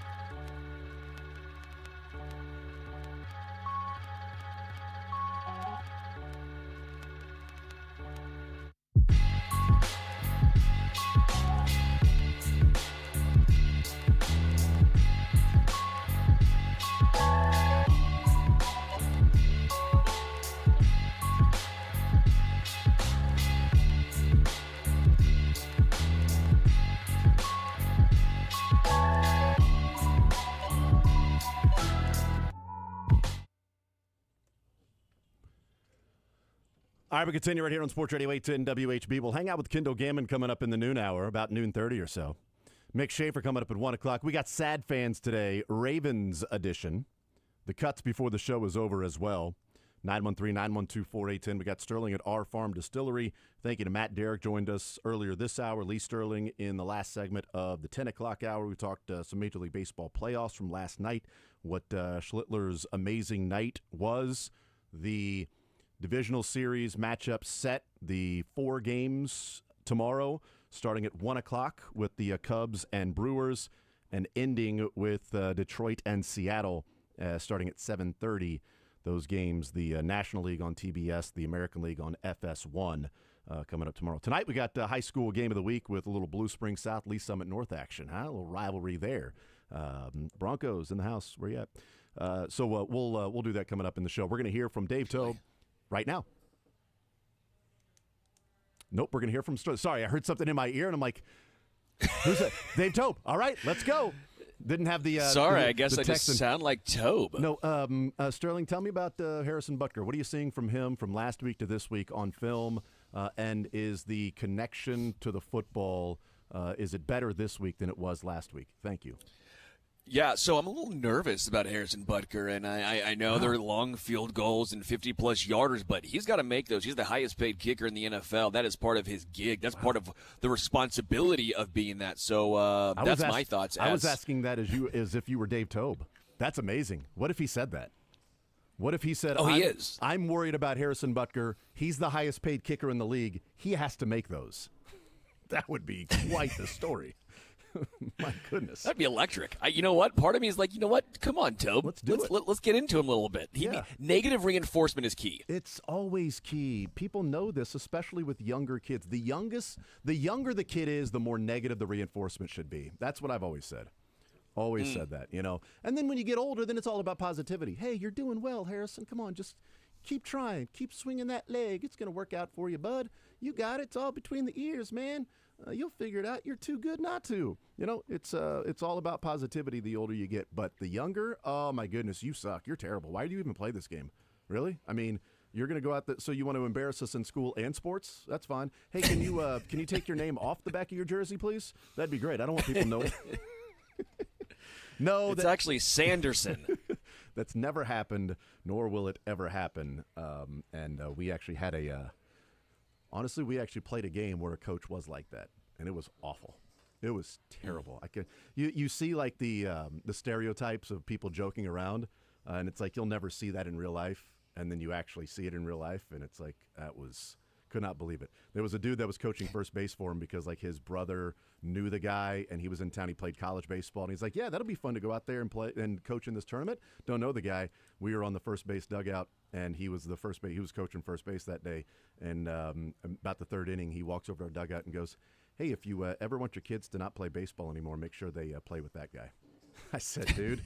I'm like, oh, you don't like coach? He's like, no, I'm just here. Like a friend of mine was like, hey, do you want to help out with this? And I'm like, yeah, cool. I'm home for, whatever summer or whatever. I can't remember what it was. He was playing college baseball, and he's like, yeah, I'm home. That'll be fun, to hang out. And he's like, I'm embarrassed. I can't even be. I gotta leave the dugout the way he's talking to these kids and telling them how terrible they are. And it's their fault that 2 extra runs scored because they can't field the ball. And he's like, he's like, these kids are 9.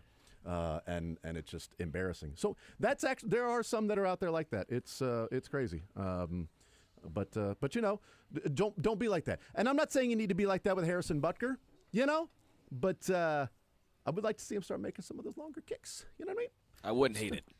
That's a great way to put it. I would not hate it if Butker started making every kick that he had this year. I wouldn't hate it. I wouldn't hate if there's a lightning delay on Monday night. I know people will be mad about it, and I would hate it for Jack Johnson and Dylan. But considering little man's got a baseball game that starts at 7:30, me specifically, personally, totally selfishly, I wouldn't hate it. Jason Selfish Anderson, huh? That's what they call me. I would hate it for everybody else. I absolutely would hate it for everybody else because that sucks. But for me, delaying that game to like a 9:30 start, that's awesome. Speaking of which, not of the weather, but kicking, here's Dave Tobe. Go ahead, fire away. Harrison Butker, where do we sit on the process? Yeah, we're going to keep working. you know, he did make 3 out of 4. He made all his extra points. You know, 13 points for the team. Those are all good. I mean, obviously we don't like misses, and we're going to keep working to see, you know, if we can get more consistency. You know, it's just he's a little bit of a struggle right now. I mean, everybody sees it. We're just going to keep working. You've been, I mean, he's been historically good, Oh, right? God, So we're not yeah. talking about No, a kid no. you doesn't have a background. Have you seen anyone who's been this good that, you know, and That it happens. yeah, that you kind of have to work through something like this? I haven't had somebody that over a period of, you know, like 3 or 4 weeks, you know, I think just a couple weeks, and then you come out of it. We just need to get a game where he has a clean game, and then we put another one together, and then we just go from there. But, you know, he had, I mean, just, you know, to his credit on that, there was a lot of pressure too. We had a lot of pressure on that. Our blocking wasn't great on that one play, you know, if you look at it, you know, and I always think that adds something to it. So he had that, you know, that issue too was something on that long field goal. Is there something consistent that you're seeing on the misses? No. That's the hard part. I mean, if it was just like, oh, okay, boom, there it is, you know, and then you pick it out, and then even for him, it's, you know, it's just something that we just got to keep working. That's what we do. Admittedly, I know this is getting, you know, repetitive and everything, but you got a new kickoff rule this year where he's got to get it into the 20. Yeah. You guys wanted it on the corner and everything. Was his attention maybe divided more than normal because he's having to It is kickoff in? It is something. I mean, that I've thought about how much time we spend doing that compared to the field goals, but he spends a lot of time on everything. You know, I mean, he's a detailed guy, and nobody wants, you know, to be perfect more than him. You know, and that could be part of his problem. You know, I mean, it's a mental thing, could be. You know, we're trying to work through it, but we have to have those kickoffs too. I mean, he's really good at what he does with the kickoffs, and we don't want to take away from that because he's giving us what we want there. Nico gave you a good return. Yeah, real good. He's pretty much settled into this. It's only been 9 games since he's been your return guy, going back to last year, but he seems settled into that role. Yeah, he's solid. He's a guy I can depend on. You know, I call him the adult in the room. You know, he's the oldest guy back there, and I like having him back there, especially, you know, on kickoff returns, because the kind of crazy balls that we're getting and the way you have to read the kickers and the kickoff coverage, and he's back there, and he does a great job on those little things that people don't really realize. How has he gotten better year over year? I mean, it seemed like he was good right away, and then have you seen him improve? He just he works at it in practice. I mean, he goes all out, you know, in practice with his catches and his finishes, and it's real important to him. He studies tape. You know, we get together, and he just a student of it, and he's a great teammate. What do you see in Jacksonville as far as their team? Oh, man, really good. I mean, their return game is outstanding. I mean, they had a touchdown last week. Washington, the punt returner, he's got an unbelievable burst. Like, his get up to full speed is really impressive when you watch tape. And then they got the 2 rookies back there, 36 and 33, Tut and the 4.28 guy. I mean, that we love coming out, but he. You know, he's explosive, and he can get around you. He hits it north and south. They got the total package in the return game. Heath Farwell, the coach, does a great job. He was a great player. Now he's a great coach. You know, I coached against him when he was at Minnesota, and you know, we go way back, but he's doing a great job. He's got those guys flying around. Dave, do you see Taekwon Thornton being more involved now that Xavier Worthy is back? Not yet. I think when Rasheed comes back, you know, I'm going to lose another guy, you know, and then all of a sudden, you know, everybody gets pushed, you know, so I'm looking forward to, you know, Taekwon. He brings a dynamic explosiveness to the return game. Last 2 here. Go ahead. I was going to say, you might be playing in rain for the first time this year. Yeah, we talked about that today. What do you do? How do you? We're not going to wet the balls or anything like that, but, you know, we talk about it, and we say that if it is raining or the wind and those things we're going to take that into factor, you know, with our return game. We talked about that this morning, but you talk about it. We're an experienced, I think we've got enough experienced guys that will be able to handle it. And we practice in the rain out here too, sorry. You talk about the different kind of kicks. I know you're busy, so I don't know if you saw last night, but there was a kick that was like they called it a knuckleball, but it's the Rams guy. Yeah, just didn't turn over. And he's hitting them like right at the spot. Yeah. But then he got hurt on the last one where he was short of it. So it's a risk reward thing. How many clubs are in the bag of a kicker? I mean, it's unbelievable some of these kicks that we're getting right now. Everybody's experimenting and they're coming up with different ideas, and but there is a risk reward. If you're short, I mean, that ball at the 40, that really hurts you now. So you gotta consider those things. Thanks, Coach. Thanks. All right, there's Dave Tobe, and what we sort of expected was the conversation around Harrison Butker and saying, he's going to keep working. He made 3 of 4, made all his extra points. You don't like the misses, but he said, he was asked, have you seen a player that's been this good that has struggled like this? And Dave Tobe, pretty candid, said, I haven't seen it over 3 or 4 weeks like this, which is something to keep in mind when he's saying, essentially, yeah, there might be a week or two that something like that happens, but I haven't seen it for someone with this experience to have a 3 or 4 week stretch where he struggles. And he said, he needs a clean game to do that, which is interesting because the first half of the first game for Harrison Butker, he nails a 35-yard field goal, and then that crazy fire drill, the 59-yard field goal before half against the Chargers down in Brazil. It seems like a long time ago since that happened because they came out in the third quarter, scored a touchdown, and he missed the extra point.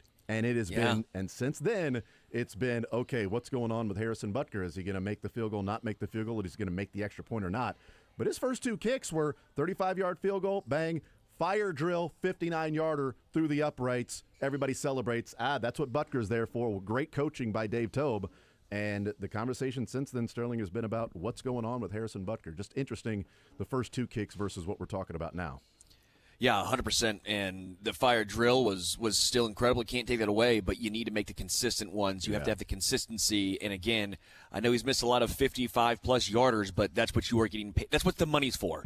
That's what the money is for. That's right. And so we'll see. And I'm giving him the benefit of the doubt. And it did sound like Dave Tobe, at least in my estimation, was alluding to maybe the mental side of things as far as the mental struggle, and I think Petro had a great question in regards to you have to do kickoffs, you have to do all this, and just a lot of going back and forth and change, a lot of new change for Harrison, but it hasn't affected every kicker, so you can't really use it as a massive excuse. You are listening to KCFX HD4 Harrisonville, WHB Kansas City. We'll hear from Steve Spagnuolo in just a little bit.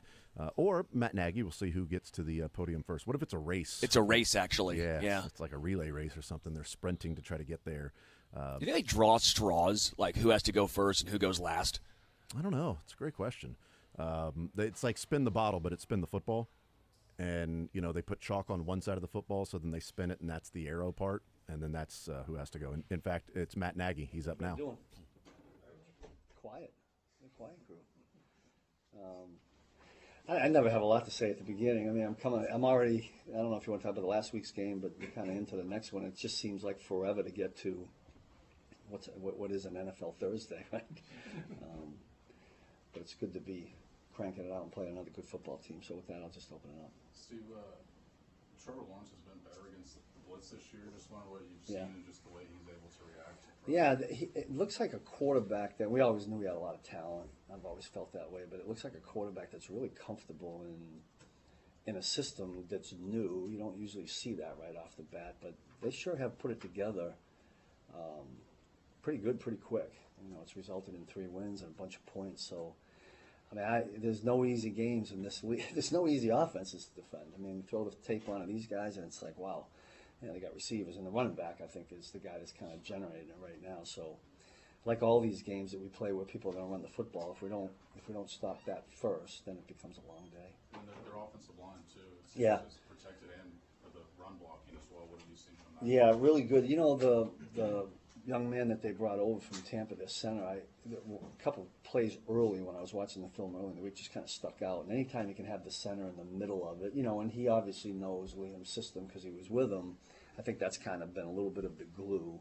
And they've got enough talent there, and with a back that kind of can make you look good as an offensive blocker, it's kind of piecing together pretty good for him right now. No Williams snap percentage seems to be going up and up. I guess just what have you seen as far as early development with him? Yeah, he's done a really nice job for us. Early in the year, he kind of stuck out to me on special teams. He had some, I don't know if you guys remember, he had a couple of really good on kickoff team. He had some really good hits. And he's a physical guy. He was physical in training camp. There was a little bit of a rough beginning because it was kind of different to him, but I think he's kind of settled in. He's playing more confident, which is probably the first thing you need out there. And I think, we got a lot of respect for D-Hop, and he went out and was able to have a couple of decent plays on him, so I think that boosted his confidence. How does he help you maybe with Trent and being able Yeah. to sort of... Well, when we are able, that's a good point. I mean, when we do put Noel out there, we're able to put Trent inside, which we all know we like Trent in there. Like Chamari in there as well, but when we can get three corners out there in the game, and that's kind of dictated by down and distance. I mean, you guys know that. And so when we get in those situations, if Noel can keep playing well and Jalen can keep playing well, we can get Trent inside there. Which, Brian Thomas finished really strong last year, but he's kind of off to a slow start. What do you see from him on tape? A really good player. I think they're finding ways to get it. Last week, they certainly found ways to get it to him. I mean, he's a guy we got to be concerned with. He had a great year. Last year was his rookie year, right? Yeah, and he kind of jumped out there. We didn't play him, obviously, but it seems like every team, has one of those skilled wideouts that we have to worry about, and then you add the young kid there, number 12, that I think gets better and better every week. I think they got the makings of a really good offense, and it's kind of been proven by the number of points that they've been able to put up there. Steve, getting back to ETN, what about him is really helping that offense out? I don't know if I can pinpoint. I remember when we played him. We played him twice that year in 2022, I think, right? And we played him here. And I remember it was a main focus in trying to take him away, which it will be again. But I think years of experience, and now he's got I think he's got an offensive line he believes in. They put together a really good system where they're doing things in the pass game, which is kind of moving the ball, and then mixing it up by and they do some things with some tempo. I just think they've done a really nice job. Usually when the schedule comes out early in the year, I'm always looking for an opener where you have a new head coach or a new quarterback because you think there's but this crew has put it together really quick, and we're into the 5th game of the season, and they look like they're kind of clicking right now. Couple more. You had to be pretty happy the way you handled Derrick Henry last week. Yeah, I thought the guys played really, really good, solid football. I mean, the only play I'm going to remember about the game is going to be the last one because that's just what sticks in my head. But prior to that, and the things that we did and the way we played, and 4th downs were really important. But obviously, the focus was on the running back to get that done first, and then try to get him in the game. We didn't. To our offense's credit, they got some points on the board, and we were able to dictate a little bit. Steve, I know you like to say turnovers come in bunches. Yeah. You've now had a pair in each of the past 2 games. Is that just a matter of guys finally capitalizing on those opportunities when they've arisen? Yeah, although I can't remember too many. We call them MOBPs, missed opportunities of big play. Like I don't remember too many that we've dropped. But while I'm thinking of it, that was a heck of a play that Leo made. I mean, I don't know how many linebackers. He did everything exactly right. Covered him, was sticky in coverage. When the tight end looked for the ball, he looked for it, and then he made a great play on that. But I mean, listen, that's what it takes to get turnovers, great plays like that, or punch it out like what happened last night in the game. We're going to stay aggressive in that mindset. We're going to need this. We need to match their defense because their defense is turning the ball over. So if that happens on the other side of the ball, we've got to find a way to match that. Last one, Nate. Steve, I know I got a few minutes behind. We won't find you for that, Nate. Thank you. Hallelujah. Yeah. I don't know if anybody asked you about Chris, but considering you've been with him for a long time and just how unusual last Sunday was, did you learn something new about Chris, and just what was your perspective? Unusual in what way, Nate? Just him coming to the game late. Gotcha. Yeah. I mean, listen, that was still playing well. Yeah, that was a tough deal. I give Chris a lot of credit for having gone through that. And when I saw him on whatever the NFL Tuesday was, I mean, I said, Chris, you look a little tired, and rightly so, right? I mean, I had to go see family, and I'm glad things worked out for him. I know it wasn't an easy day, but it was good to see all the guys rally behind him. He walked in the locker room, and of course, everybody was around him, so it was a good thing. Thank you, Coach. Yeah, you got it. Thank you. All right, there's Steve Spagnuolo. I just want to say I was misled there. We've got boots on the ground, and the text came in and said Matt Nagy. So I'm like, all right, well, how about that? Nagy's first. And then we threw to Matt Nagy. The mic turns off, and then the text comes in edited and said Spags. Like, no. Anyway, obviously people heard that was Steve Spagnuolo talking about it, and obviously one of the takeaways. We've been bamboozled. Yes, that's right. one of the things we've talked about was Noel Williams, and he was asked there by Pete Sweeney about Trent McDuffie in the slot with Noel Williams, and he said, yeah, when we put Noel out there, we put Trent in there. If Noel and Jalen keep playing well, then we can keep putting Trent there in the slot. So it has been that correlation causation. Here is Matt Nagy. Teams get on turnover rolls, but what Jacksonville's doing seems to be kind of beyond that with their at least 3 a game all season. What do you see with that? Yeah, they're the word when I first started watching them on Monday morning was opportunistic on the back end. There's a lot of tip footballs. Sometimes those tip footballs are at the line of scrimmage with D linemen. Some of these that you're seeing are in the intermediate levels, and I think what's impressive is then these DBs, safeties, corners, even linebackers, they adjust well to the ball, and then they, instead of dropping the interception, they make the play. They do a good job in zone, kind of reading the quarterback eyes in the middle of the field. And so just the more and more you see of that, you see the taking the ball away, the strip tackles, strip the football. So when you're doing that and making that happen, you're being taught that. So it's a credit to their coaching staff, and then it's a credit to the players executing it. What did you see from Xavier in his first game? Just the ability to I think bring back that energy that maybe was missing a little bit, which is natural, but the confidence, the energy, he was happy. When he just ran out on the field in warm-ups, you could just see the big smile. He felt like a little kid being able to get out there and do what he loves. And that's contagious. It's contagious to everybody. You get him some early touches, first play of the game, even though it went for 1 yard plus a penalty, he got hit, and I think that's important. It went on the rest of the game, and we want to keep that going. You mentioned confidence. Kingsley, had one of his highest graded games. Yeah. I don't know how you guys looked at it, but I know he played well. How is his confidence, and how important is that for him to build on?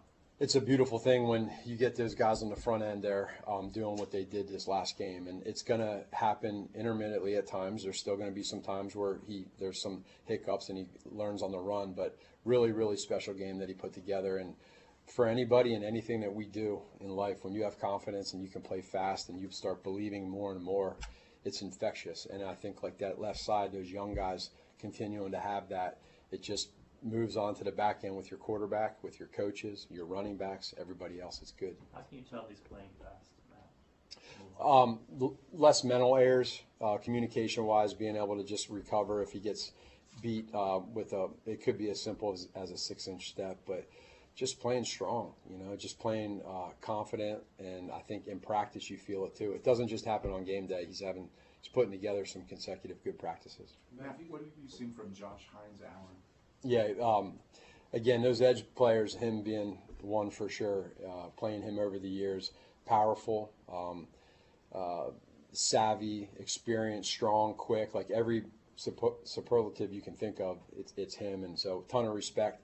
We got to know where he's at on every play.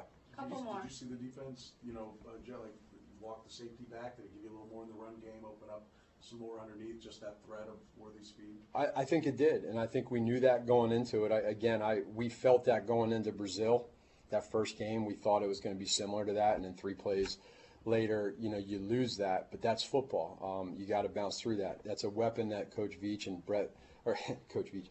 Coach Reed and Brett Veach brought in. And so that you want to be able to have those tools. And what's going on right now in that room, in the locker room, it's organically turning into like just a bunch of guys that they're playing fast, they're confident, they're happy, they're having fun, and that's contagious. And so the more of that you can have, the better. That's where we're at. But now the biggest challenge is we got to be able to stack it. We can't let what happened think that it's just going to happen against a phenomenal defense this weekend. We got to do it again and just continue to keep stacking those. We're going to go last 3. Matt, Nick. Hey, Coach, with Brashard, what do you see in his development? What's he doing right now to be getting these opportunities that he's getting? Not making mistakes mentally. He's doing what he needs to do. And then you saw a little sprinkle of it last week when he caught that ball, Matt, on the sideline and got hit a few times and stayed in bounds and probably got 6 extra yards that most people wouldn't get. That's the physical part that we see. The mental part is being able to eliminate the mistakes. We're okay with mistakes, but you just can't make the same mistake twice. Well, he's not doing that now. We're able to put him in on some packages where he can study those throughout the week And you don't want him to play slow. You want to use his strengths, which is ball skills, speed, and then be able to put that into fruition. And we really want that to continue to keep growing moving forward. How's he kind of progressing as a running back since he's still new at that position? Well, he is new at that position. I mean, he has a whole year at it in college. It is different in the NFL. Probably with us, it's more schematics of what type of run game, footwork-wise, whether it's inside zone, mid zone, RPOs versus under center, protection versus scat. There's a lot that goes into that. So kind of giving them a little bit at a time and getting to a point to where when we get to the end of the season, we feel like he can do a lot more for us and not be so much one-dimensional at times, which is what we're trying to grow with. You all have had pretty good success on fourth down. Mm-hmm. Is there something that you can pinpoint that has led to that success? And what impresses you most when Patrick knows it's do or die? Two things on that. I would say, number one, I feel like throughout the week, the coaches have done a good job of being able to really talk through and communicate the plays that we like in this moment, whether it's a personnel that we like versus what they do, whether it's a concept or scheme that we like versus what they do, and then getting to that moment and not wasting time and feeling the conviction of the call and executing it. And the players feel that. Last week, we didn't have as many third down conversions, but we were 4 for 4 on fourth down at critical times. So we talked about that on Monday morning with the team. Like that's important. We got to keep that going, and it's a credit to the players for executing it. Last one next. Yeah, Matt, for you to be able to put yourself in scoring position on 8 consecutive drives last week and then have 4 TDs inside the 15, how do you build on that this week with the Jaguars' discipline zone-wise? Yeah, well, we love what happened last week, but at the same point in time, this defense they're very sound. They fly around, they play fast.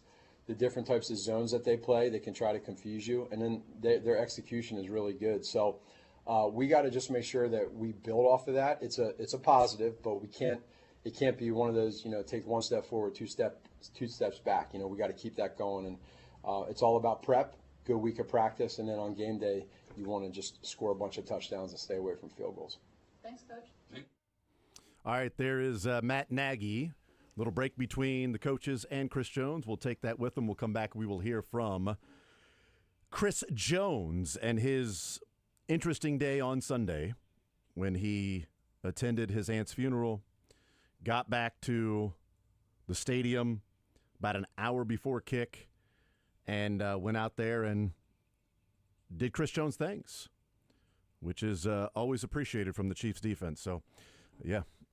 Interesting hearing Matt Nagy real quick as we take a break, talking about Brashard Smith, something we've discussed about his playing time. And he said, he's working on different packages throughout the week, studying what he's supposed to do, giving him a little bit of the time so that at the end of the season, he can do a lot more, which is kind of what Matt, Derek, and I were talking about, and hoping that at the end of the year, he's a bigger part of this offense. We'll take a timeout. We'll come back. Chris Jones on the other side of the break.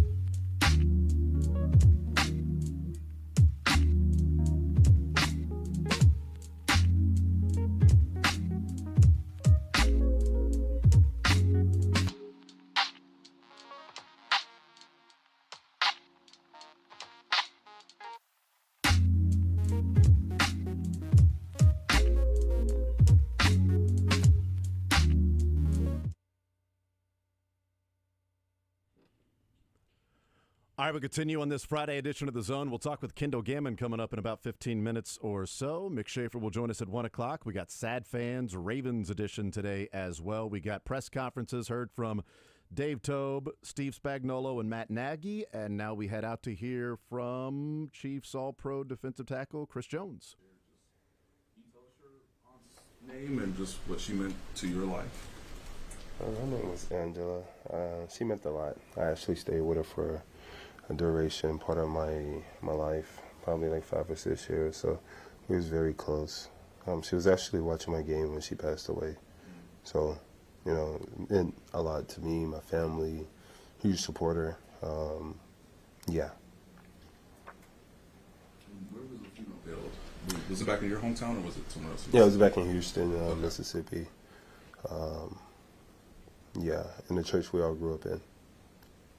Chris, our condolences to you and your family. Thank you so much.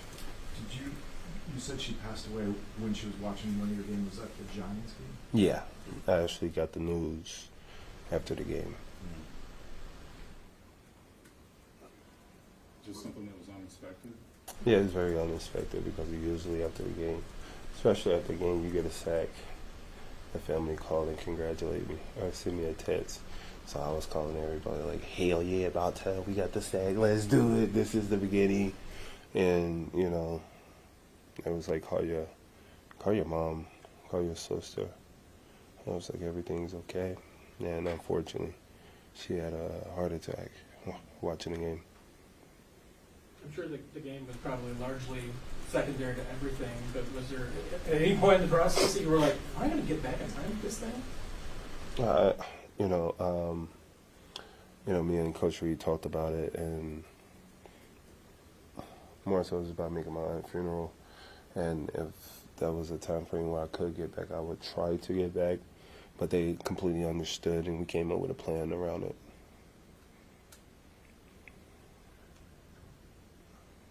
Anybody else? Chris, what have you seen from this Jacksonville offense? They're battle tested.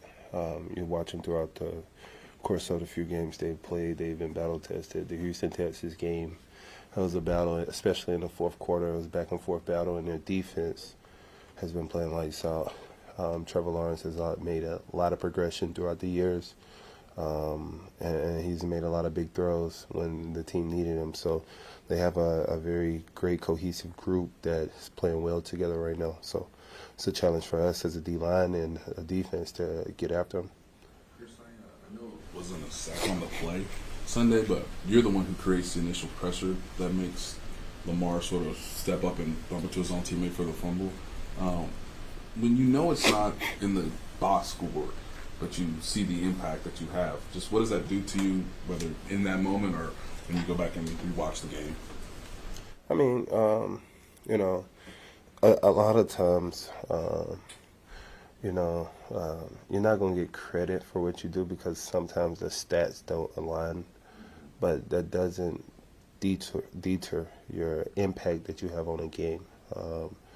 Whether it's creating pressures for the defense or whether it's taking on 2, sometimes 3 for someone to come open.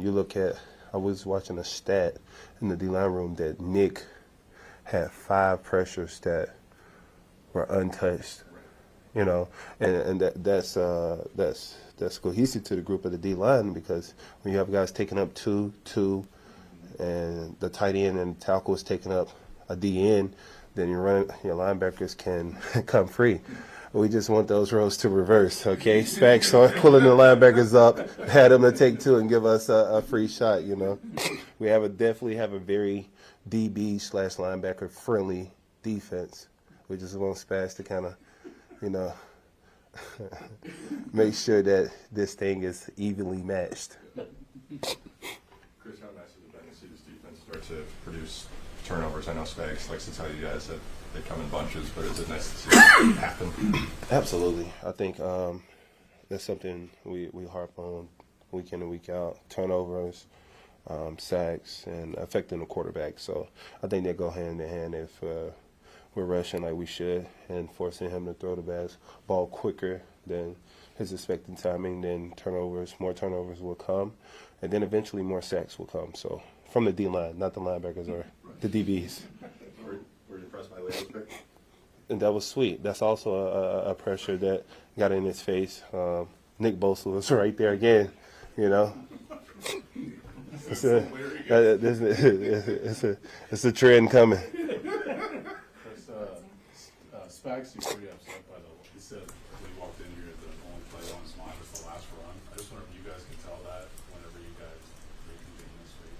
Yeah, I was telling Spags it was contradicting argument because he always say we don't count the numbers, we count the letters, W and the L. We got the W, so you know. When you get on the plane, Chris, I know it's got to be tough and emotional, but what did you try to do to, I guess, be ready when you don't have like your normal warm-up routine? Is it drinking a bunch of water? Did you try to like find ways to? It's just a different way to get loose for a game. For me, I don't really stretch before the game. I'm a huge fan of Randy Moss. Stay ready so you don't have to get ready. And I get off the plane ready. I was ready to pass rush off the plane. So it's like, just stay hydrated because I know with the heat, with the plane, can kind of dehydrate you. But Rick M gave me some tips on what I could do to make sure I'm hydrated and make sure that my body is up to par to play football. So the training staff for Rick, David Glover, they took care of me on that aspect. So I was ready to play right off the plane. Thank you. Thank you.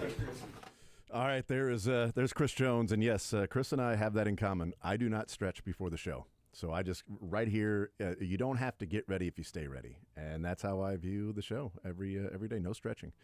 Not at all. Just come right in, sit down, start talking. It's easy peasy, you know.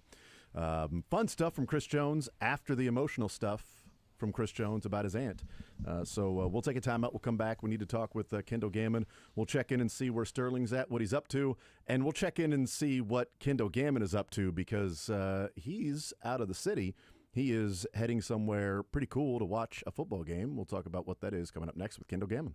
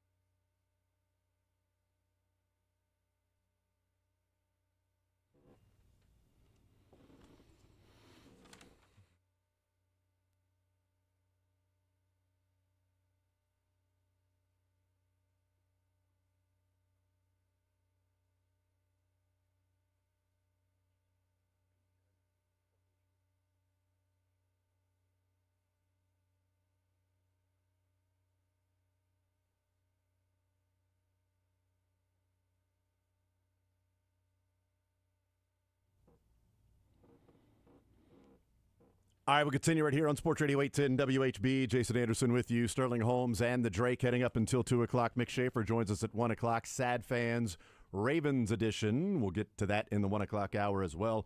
We'll get to Kendall Gammon here in just a second, but Sterling Holmes is hanging out at our farm distillery. Sterling, what is going on there at our farms? What's going on is I just got a lot of delicious beverages just dropped off at our table. Cherry limeade flavored vodka, baked apple flavored whiskey, their straight bourbon whiskey, and then their gooey butter cake cream liqueur. Those just got dropped off just right now in front of me. So Cuts is going to be a lot of fun for me. I'll be laughing very hard. That much is guaranteed. But again, we are here at our farm distilling. It's fourth-generation farmers growing grains for their spirits right here on their family farm. What is laid out in front of me is all made in-house. It is all, you look outside, again, we're on top of what I like to call a Missouri mountain, because it's not like, Pikes Peak out here. But for Missouri, there is a lot of elevation out here. You get to the top of this beautiful, massive hill, and you are looking miles in every direction. It is just a gorgeous setting, beautiful landscaping. You can see the stills inside as well. But they're doing a great event starting tomorrow, October 4th, on that Saturday. Pumpkin painting, yard games, free will donation lunch by Holt County Cancer Fund, handcrafted fall cocktails, and again, live music from 2 to 5. That is from 11 to 6 all day tomorrow right here, Harvest Fest at our farm. If you don't have to go to Louisville for great bourbon. Just go to Mound City, Missouri. Come up here, and I promise you, you guys are going to be blown away by what they have to offer. Yeah, it sounds awesome. Kendall Gammon is also traveling. Kendall, I asked the question because, I wonder, as it's connected to Sterling, how much whiskey have you had today? Well, you know what? Not enough. I'll tell you that right now, because you can never have too much whiskey. I'm just getting off a plane in Chicago, but I'm going to get back on and head back there because it sounds like Sterling's having a great time. Yeah, I bet Sterling has had more whiskey than you have today. I'm just going to take a guess. Yeah, you know what? I think we would be a little bit concerned about Kendall if he had quite a bit of whiskey at this point in the day. You know what? Enjoy the plane. Enjoy the plane ride, man. Enjoy the flight. I could have. I should have. Yeah. Luckily, though, it was an hour scheduled and it only took 2.5 hours, so that was nice. Luckily, that's all it was, Yeah. You got to factor that in as well. So where are you heading? Where are you going? I know where you're going, but tell the fine listening audience, where are you headed this weekend? Yeah, absolutely. Going to stay here in Chicago and see my wife Paige's daughter and go take a tour on the water and some stuff. And then tomorrow we're going over to Notre Dame and going to see the Boise State Notre Dame game. That is awesome, man. That is that's really cool. Are you sideline passes? Do you have to sit in the stands like everybody else, like a commoner? How do they treat Kendall Gammon when he walks into Notre Dame Stadium? Well, I'm just hoping I get in, first of all. We will have just seats. So one of my buddies from Pittsburgh State, his son is the equipment manager for Boise State, so that's why cool. we're doing the game and everything. So got a lot of fun. Yeah, I'm looking forward to it for sure. Yeah. And this would kind of take me back. I actually went to Notre Dame on a recruiting trip the summer before my senior year when Lou Holtz was there, and that was pretty interesting. Not interesting enough to get me to go to Notre Dame, but all the same. What was that like? What was the recruiting trip to Notre Dame like with Lou Holtz? It was pretty good. Lots of slurs. Of course, obviously, Grunny does that the best in some of his things. But, a lot of people may or may not know that Lou Holtz loves magic and is really into magic. And when he found out that I was a juggler and a pretty accomplished juggler, he lost his mind. That's awesome. And I remember being in his office and I think giving me some oranges out of the orange bowl and me juggling them for him. And he thought that was the coolest thing ever. So kind of funny. I mean, did he give you the offer on the spot, right? I mean, here's the scholarship offer right now. No. I think basically he and a whole bunch of other Division I schools said you are not aggressive enough, and they would have been correct. So it took me a while to grow into what we did at Pittsburgh State. So, no, I would have obviously loved to have played there or OU or Nebraska, some places I got asked to be a preferred walk-on, but it just wasn't going to work. Yeah, that is interesting. Self-scouting, looking back, you look back and realize that as a kid in high school that you weren't as aggressive as maybe.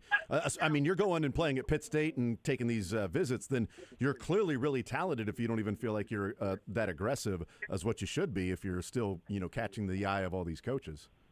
Yeah, I did some things, and I had the body size and things like that, but in the end, it really wasn't just that aggressive, and it is, it is what it is, and things work out for whatever reason. So I'm a gorilla, and I know you don't like that, but that's all okay. good. I like you. We can still talk. There you go. You just don't like the gorillas. I get that. That's right. Fair. I can love the person while disliking the mistake. That's how you roll. Kendall Gammon is our guest. He is each and every week that we talk to him, presented by Crown Toyota and Crown Volkswagen. I wanted to get your thoughts as a player. We heard Matt Nagy discussing Xavier Worthy and, the impact that he makes. But he also said, just he's out there on the field and he's got the biggest smile on his face and he's got energy and he's loving being out there. And he goes, that's contagious, just that feeling. As a player back in the day, when certain players are sort of like that's their personality, that the life is fun and they're always walking around smiling, a big personality. Does that, is that contagious to other guys on the sideline? If somebody might be missing some juice or energy that day, that can sort of get them going, that maybe that's also a little part of some energy injected into the Chiefs offense is just Xavier Worthy's general disposition on life and him being out there playing? You know what? As crazy as it may sound to some, Jason, you're exactly right. It does. It comes into play, and it's huge. I remember a guy when I was with New Orleans. He was a linebacker, BJ, Brian Jones. So he was on CBS. He was one of their main people, and they still be on CBS college football. And the minute he walked out the door in practices, I mean, he was chirping and just going at it. It was just constant. He was a middle linebacker. And those guys are. They're was it John Gordon, talks about it, they're energy givers, and they breathe life into everything that they're around. So, there's definitely some truth to that. I want to ask you about the flip side then, because Leo Chanel yesterday was talking about, helping out players on the team and being willing to help out and train and a guy that may take your job next year, right? Like there's a linebacker or there's a wide receiver, there's something, but this team is more about the culture of, I'm going to make him the best he can be, even though that guy may take my job. And he called it and said there are no energy vampires on the team. And listening to that, Sterling and I talked about and connected it a little bit to A.J. Brown and not knowing what's going on there. But it is sort of interesting in a season where that team is 4-0 and he's publicly frustrated with not getting the football while they're undefeated and Super Bowl champs, and hearing the Chiefs and training the next guy up and Xavier Worthy just walking around bubbly and everything. It's a different way of going about it, I guess. But I find it interesting that a player of that caliber in A.J. Brown could be, I'm not there, Kendall, but could be an energy vampire the way that Leo Chanel is saying that there aren't those on this Chiefs team because, you're 4-0 and you're tweeting your frustrations about not getting the football. Yeah, that's just not right. And I think he did kind of come back and admit as much, take some responsibility for all those things. But you're right. And, for me, having played for Coward, Ditka, Vermeil, Jim Mora, those coaches, pretty iconic, and they're not playing. And if you start doing things like that, you're going to get called out pretty quickly. And I've got to believe he probably did. But, sometimes, again, it's an emotional game. And I think some of it, I think maybe I heard you and Sterling talking about it some earlier in the week. But, when you know that you're a marquee player and you feel like you can make a bigger difference than you are, that can get frustrating. And I think sometimes it boils over and maybe sometimes you say things you shouldn't have. And I think that's kind of what he intimated a little bit. Yep. Kendall Gammon is our guest. All right, so what did you see in this game against the Ravens and what the Chiefs were able to accomplish and winning a game by a wide margin, a dominant victory, 17-point victory for the Chiefs in a game where a lot of people had the Ravens winning. They were home underdogs. What do you take away from the performance from the Chiefs' overall team? Yeah, I think the big thing was the fact that Baltimore drives down. It looked pretty easy, and I was like, uh-oh. And then we get in the red zone twice, and we come away with 6 points total instead of a couple touchdowns. And I was like, man, that doesn't bode well. But then they just kind of kicked it into gear and just kept playing. And anytime you only punt once in a game, number one, the long snapper's happy because he doesn't get the crap knocked out of him. But all the same, I mean, that's just good offensive moves. And, I just like everything just looked more intact and more choreographed and more put together than I've seen in the past 3 games beforehand. Yeah, visiting with Kendall Gammon. Wanted to get your thoughts on that left side of the offensive line and a couple more, and then we'll let you go, and they can take off on the plane while they're waiting for you in this interview. I appreciate the captain doing that and holding up the plane for this interview. No, it's actually we're already off. So I'm in Chicago walking around getting ready to get on the L. Oh, nice. Awesome. Yeah. Then we can do this interview while you're on the L. That's even better. Everybody's like, what the heck is this guy talking about? This weirdo that's discussing Chiefs and Jags and breakdown of that? Why is it? It's odd. But Kendall Gammon is our guest. I wanted to get your assessment on, real quick, the left side of that offensive line. Kingsley early on, certainly in training camp and in the preseason games, we had our real questions about it. He was getting beat quickly on some passing reps. And now we've seen through 4 weeks, he had 41 pass protection reps and 0 pressures allowed in that game. How impressed are you, and how maybe unnatural is it for a player to progress in the way that it seems like Kingsley has done from the preseason games to week 4 when he's playing and protecting like this? I missed some of that, but in general, I think as he continues to do well, and hopefully I'll stay with you here as I get in the elevator. I think as he continues to do well, his confidence is going to continue to grow. And I think the big thing is you saw Patrick Mahomes have confidence and stand in there longer than we've seen him stand in the past. And he even said it last week. He's got to trust his own line more, and that tells you that he didn't trust his own line for a while. I think he's getting back to things. And I think that bodes well for the Kansas City Chiefs offense and not so well for any defense that plays against him. Yeah. Kendall Gammon, last one for you. Matchup on Monday night. What do you think? Do you have a score in mind? Yeah, I don't know if it's a 2-score game or not, but I'm going to go with that. I've been saying 27-17. I just think they're going to continue to roll. I do think this is a better Jacksonville team, but I don't know. I just don't think they're there quite yet, and I don't think their schedule and how the games they've played, teams they've played, I don't know. I just don't see it. I just think the Chiefs are rolling now, and I think they're going to continue. That's certainly what I'm hoping, so I hope I'm just not trying to wish it into existence, but yeah, it should be good. We'll see what happens. Kendall, thank you, sir. You're the man. Enjoy Chicago and the game tomorrow as well. We'll talk next week, brother.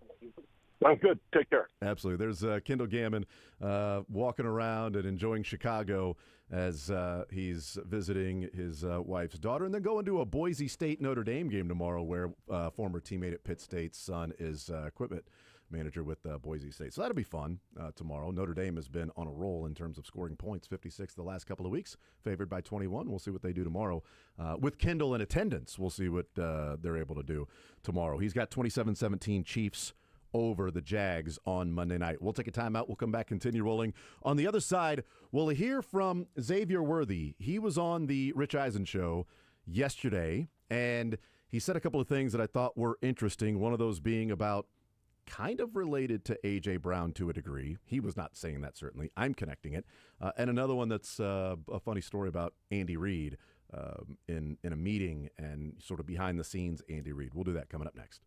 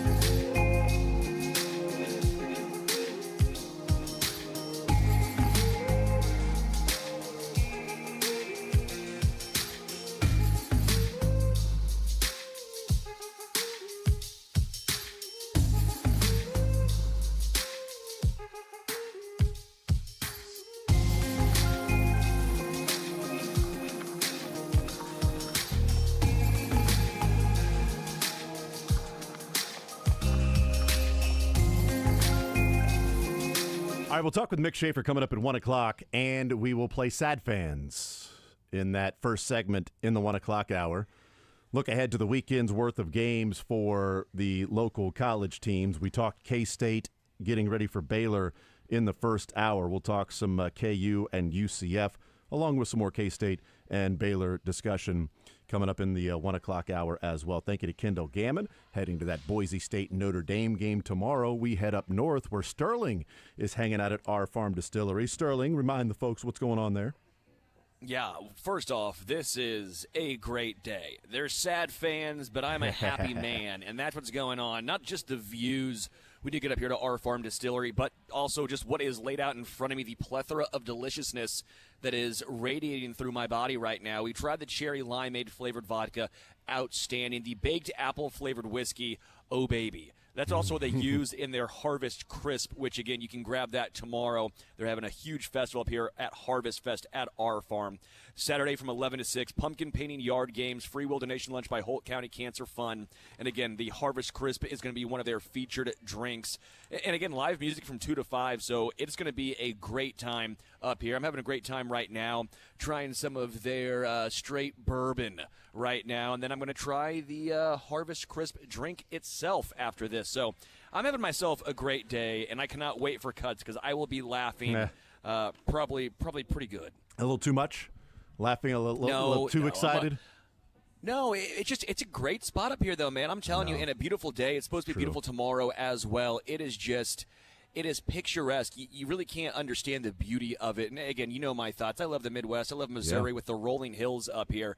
No flat land. I mean, it is just gorgeous. You sit atop of a Missouri mountain up here overlooking the property, and it is just it's gorgeous, man. Just all the landscaping even. It is really picturesque. Sterling Holmes hanging out at our farm distillery. I want to play this clip if we can, Drake. There's a couple of clips, actually, I want to play here from yesterday's Rich Eisen show with Xavier Worthy. And I know that we've had the conversation about, particular wide receiver in Philadelphia. This is not anything that Xavier Worthy was saying and connecting to it at all. But I find it interesting. Here he is with Rich Eisen yesterday, Xavier Worthy, and he talked about what he typically does before the season in setting and writing down personal goals versus what he's doing this year. I had this goal. I had talked to my therapist, and my goal was, I feel like just writing down personal goals was kind of like something that kind of just made me focus on just not my teammates and not being a team player. I feel like my main goal this year is just being the best teammate I could be and being the best person I could be. Interesting. So you thought writing down something that is a personal goal for you didn't make you the best teammate, and so you stopped doing it? Yes, sir. Why does that work for you, do you think? I feel like just if I'm going out there to be the best player I could be and being the best teammate I could be, then everything that I want and that I need and that's going to come to me is going to happen. I loved that, and it's. I don't know that writing down personal goals for you specifically over the course of the season necessarily doesn't make you a good teammate, but I find it interesting that that's what Xavier Worthy felt, as he said, talking with my therapist, wanting to be the best player, wanting to be the best person, teammate that I can be, that if I write down personal goals, then I start to focus on things that are for me, as opposed to if I'm the best player and I'm the best teammate, then those things are going to come and those things are going to happen. And, again, a lot of this, we sort of look at and view through the prism, certainly locally, but also things that are going on nationally. And, again, we talked about it yesterday, talked a little bit about it with Kendall Gammon as well. Leo Chanel said energy vampires. A.J. Brown has said that, he let it boil over, it was a mistake or whatever, and, shouldn't have tweeted that. But he also tweeted after the Super Bowl about he's not satisfied because of, personal things and not necessarily winning the Super Bowl. I just find it interesting that Xavier Worthy, typically writing down personal goals of what he wants to get accomplished in a season, goes into this year and says, now, my goal is to be the best teammate I can be because everything else is going to fall into place if I do that. I just thought that was pretty interesting in sort of a comparison and juxtaposition of what's going on in Philly. So, man, I mean, how do you not enjoy that, especially as not just a teammate, but as a fan? Again, you can have some alpha in you as a wide receiver. You like some of that aspect, right, of – when the ball's in my hands, great things can happen. But you love hearing that from Xavier Worthy, who, on this particular offense is traditionally going to be your wide receiver 2 or at least second option. I think he's surpassed Travis Kelce now at this point as the second option, where Rashee Rice is here as well. It's just such a refreshing thing to hear from a player at the highest level because, again, he's used in such a different amount of ways, Xavier Worthy is, to where if you say, on average, 80 receiving yards a game, well, maybe you get 51 game, but you also get 35 yards on the ground. How do you view that? Is that a win? Is that a loss? Just for your personal goals, right? And we know Patrick spreads the ball around, and he's going to find the open receiver, and Andy's going to draw up a lot of plays for Xavier Worthy. But even him not getting the ball, as we talked about, it allowed Juju Smith-Schuster and Hollywood Brown and Travis Kelce all to have great games as well. So I just loved hearing that aspect of it. Yeah, and he's also, because the individual things doesn't take into account what he does for the offense. Like, his impact is even being on the field and maybe running a dummy route that can be playing off of that. Like, he can be the decoy to what they can accomplish. And, Matt Nagy was asked about that and said, yeah, I mean, Xavier Worthy out doing what he was doing, that opens things up underneath. And that's what they're seeing and able to get done, and saying hopefully that continues and that will translate to the Jags game. But also said that's what we were wanting in Brazil. But things happen, you have to adjust. And then said let's stack those games though. You can't assume it'll happen again. But I thought it was interesting and that's opening up things underneath and in the middle. That's also what we were trying to do in Brazil. But we had to change quickly. What would be great is if he said, one of my personal goals is actually running a dummy route for Juju Smith-Schuster to catch a 17-yard pass. That's right. Like that'd be a very funny personal goal. That's a goal I could get into. But I know it's funny if you go specifics like that, but that is kind of what he's talking about in goal, to be the best teammate possible. In that, I guarantee in the film room they're looking at it and going, well, Xavier ran this route and this is why that happened. Last year against the Steelers on Christmas Day, remember George Pickens wasn't the play going to him, so he stopped. He stopped 5 yards, and I think it was Justin Reed had that area of the field, and because George Pickens just stopped on his route, Justin Reed was able to move over, play center field, and he intercepted the ball to Russell Wilson, where Russell Wilson wasn't expecting Justin Reed to be there because George Pickens' route was supposed to take Justin Reed away from that area. But George Pickens stopped because the ball wasn't going to him.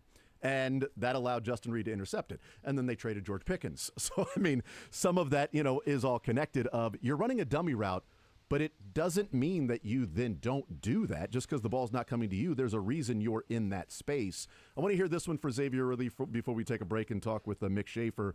Again, he was on with Rich Eisen, weeknight 6 to 9 on ESPN Kansas City. You can hear Rich Eisen.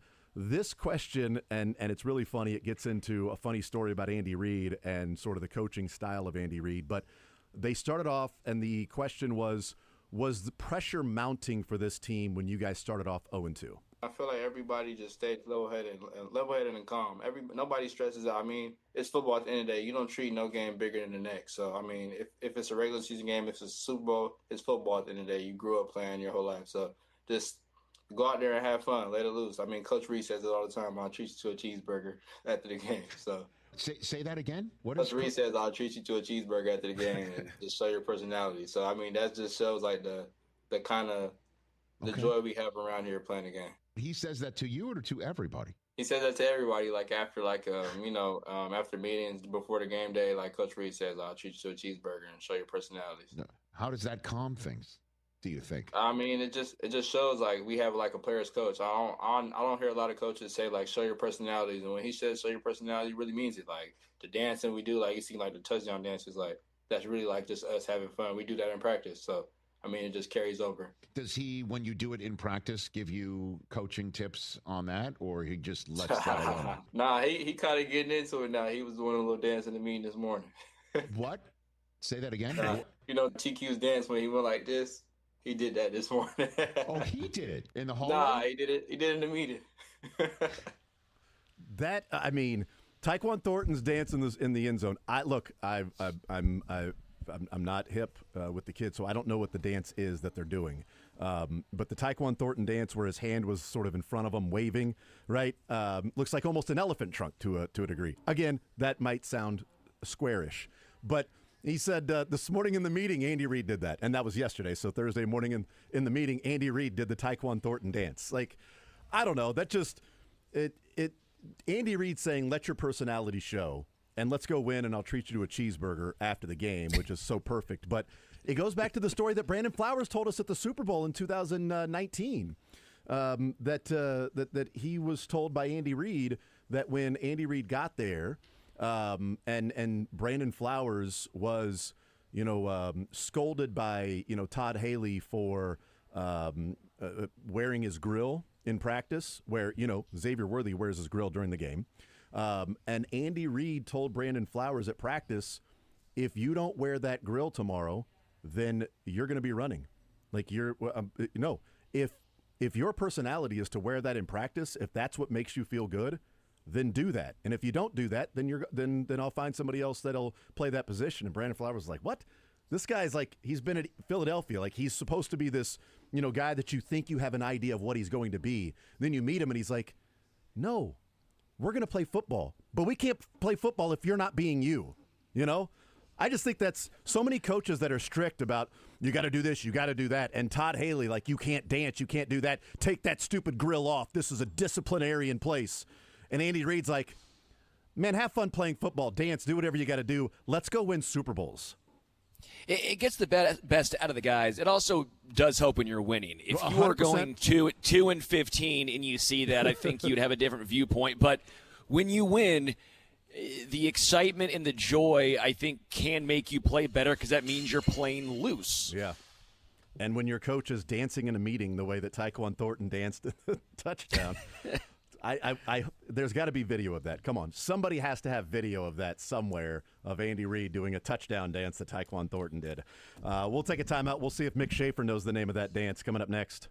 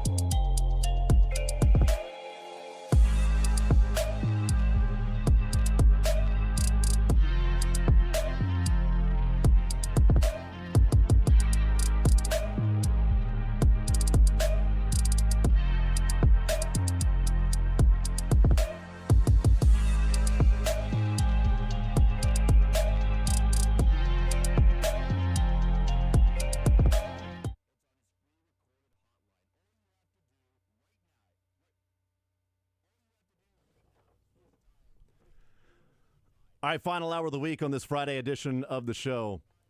I'm glad that, this week my days aren't off because the Chiefs with the press conferences yesterday and today would have just made it worse in my days being off. But it's a Friday for us, even though a Thursday for the Chiefs. We hang out on a Friday, the final hour of the show with Mick Schaefer, presented by Advent Health Sports Park at Blue Hawk. Experience world-class sports facilities, including an ice rink, turf field, state-of-the-art courts, arcade games, laser tag, bowling, sports simulators, and, of course, a bar and grill. Advent Health Sports Park at Blue Hawk, where sports and entertainment collide. Hello, Mick Schaefer. What's up, Jason Anderson? What's up? What's up, Joseph? Michael Schaefer. What's up, Friday? Chiefs. What's up, Chiefs Thursday? Yeah. How's it going, Chiefs Thursday? Yeah. What's up there, Polo? Nah. What's up there, button-up shirt? Play a little golf. Yeah, nice. Good. Played 9 before, and then I'm playing 9 after. Good for you. What'd you shoot? 41.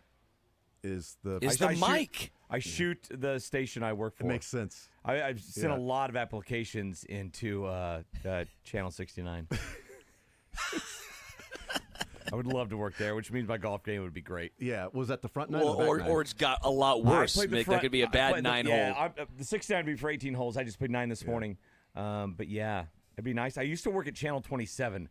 That would be a great channel to work for to play 9 holes. With 69, is that in the front or the back 9? Yeah, I got probably the back, right? I have no idea. I don't know. I guess it's kind of both, isn't it? Sometimes. Both, is this the longest turn of your life? Between front 9 and back 9? Yes, it is. He's making the turn. So I got done at this afternoon. 12:30, and I'm back on the course at 2:50. So 2 hours and 20 minutes. Plenty of time for a dog. I came in with 3 QT drinks here because I'm so thirsty. Do you want to hear something funny? This is how great. This is why I like playing at my course. It was 10:52. I'm like, you know what? I got some time.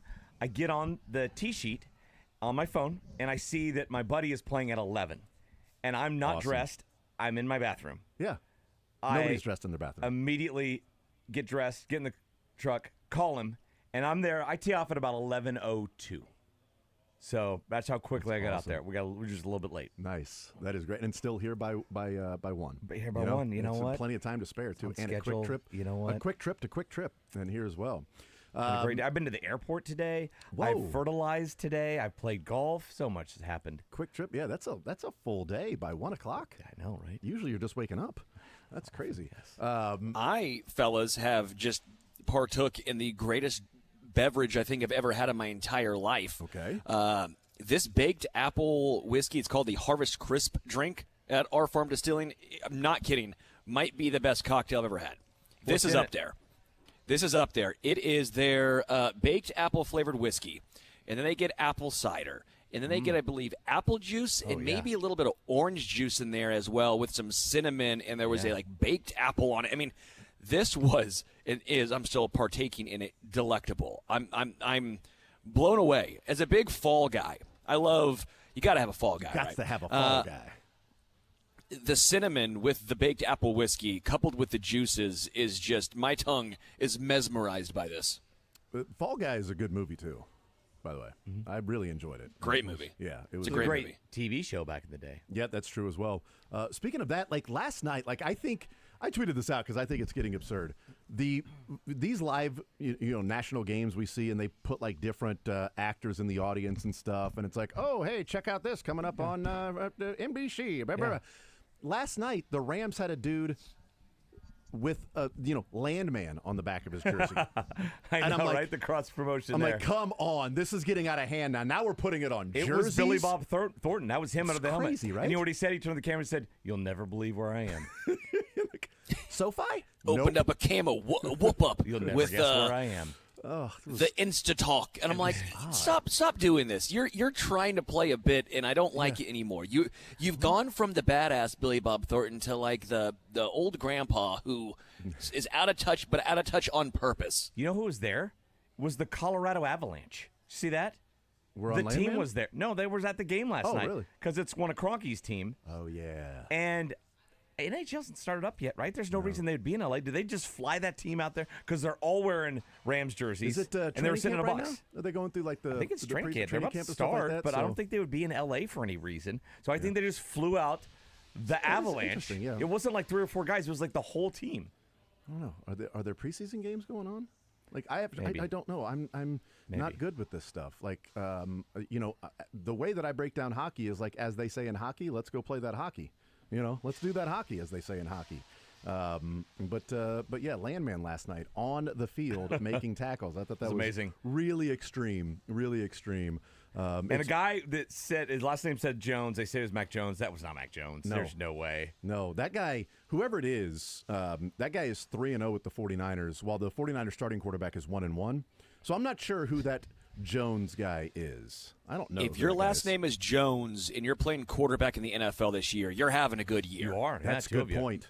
At Yeah. least two, right? Is there a third I'm missing? If you're an Mac and Daniel. If you're an overdrafted Jones this Yeah. year, you are having a phenomenal I year. feel like we should have maybe seen Daniel coming, in that like he was an average quarterback with a horrible team with a big microscope on him, and him going to Indianapolis was just the best antidote for that, right? Zero expectations, zero media focus whatsoever, and he's turned into a good player so far this year. I'm trying to see.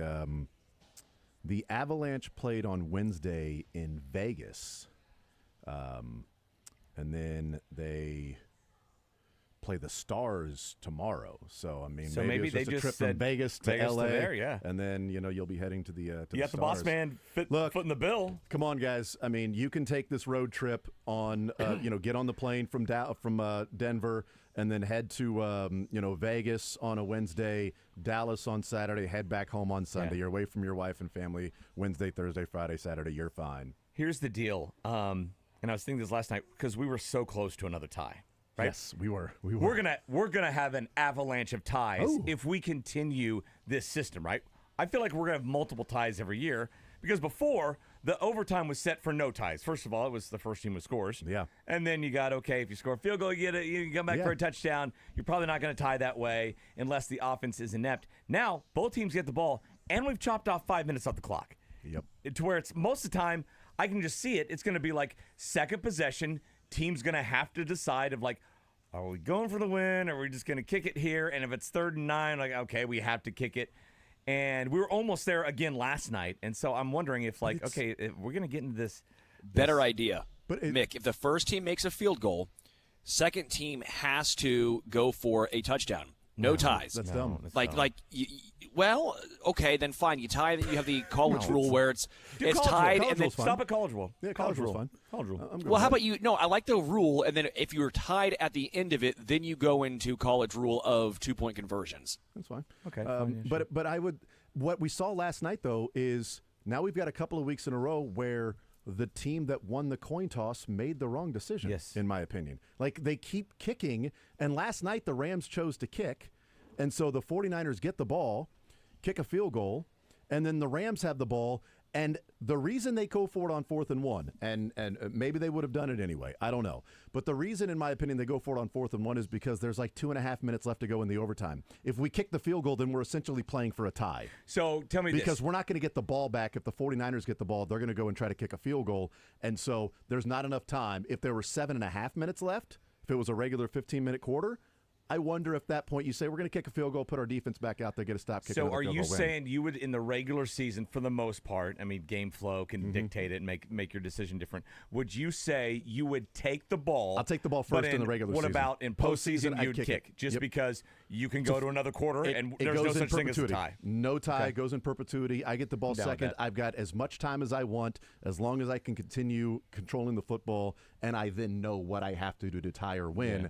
Whereas in with only 10 minutes, if there are 3 possessions in that 10 Because minutes. that's the deal. If they kicked it last night, Yep. there were still 3 minutes left. Right, and then the 49ers get it. But the Yes. Rams probably weren't going to get the ball back with only 3 minutes to play because you only have 2 timeouts in overtime. Yeah, I feel like a lot of times, if you end up tying there, you were basically saying, we're going to have one possession. Yeah. You might have 2. And right, we get 1 possession, we tied it up. You're going to get a second possession, and in order for us to win, we have to get a stop in the amount of time to then get the ball back and then go down and kick a field goal with like 2.5, 3 minutes to go. So we're playing like we're down a field goal even though we're tied if we kick this field goal right now, as opposed to the 49ers are like, yeah, great. It's 4th and 1. We can stop them here. If they pick up the first down, and we got another opportunity to stop them to force a field goal. And if anything happens, we get the ball back as long as we don't give up a touchdown in this situation. I just think regular season with 10 minutes in that truncated time, it's difficult to kick and feel like you're going to have the same opportunity as the team that gets the ball first. Postseason, they got down to the 5. Kick. It almost worked for the Rams. Yeah, for sure. It could have easily worked for them. Yep. But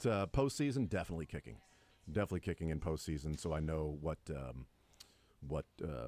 have to do. Mm-hmm. Yeah, I thought it was funny when they went into overtime. There's a picture of before the coin flip.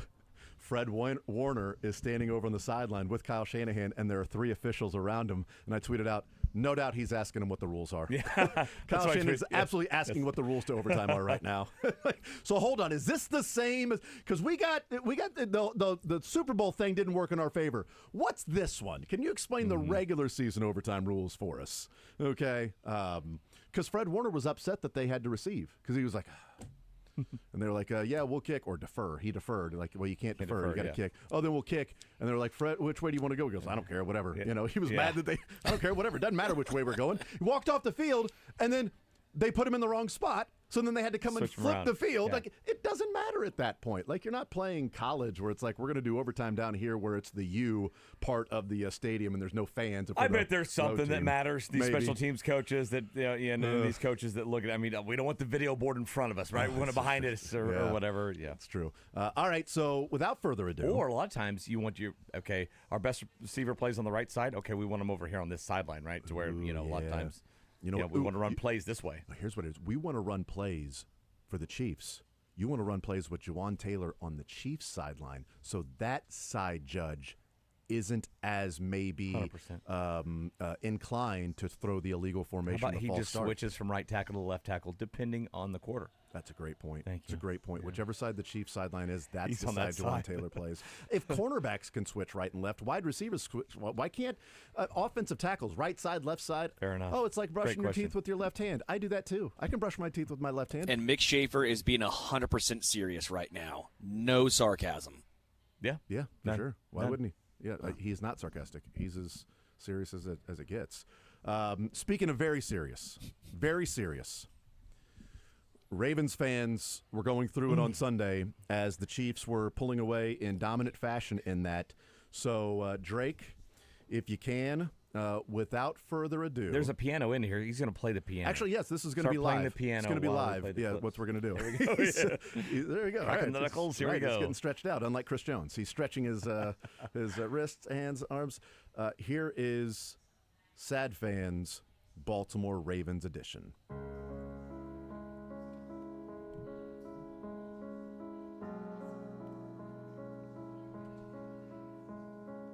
And now things Ravens fans said on Reddit.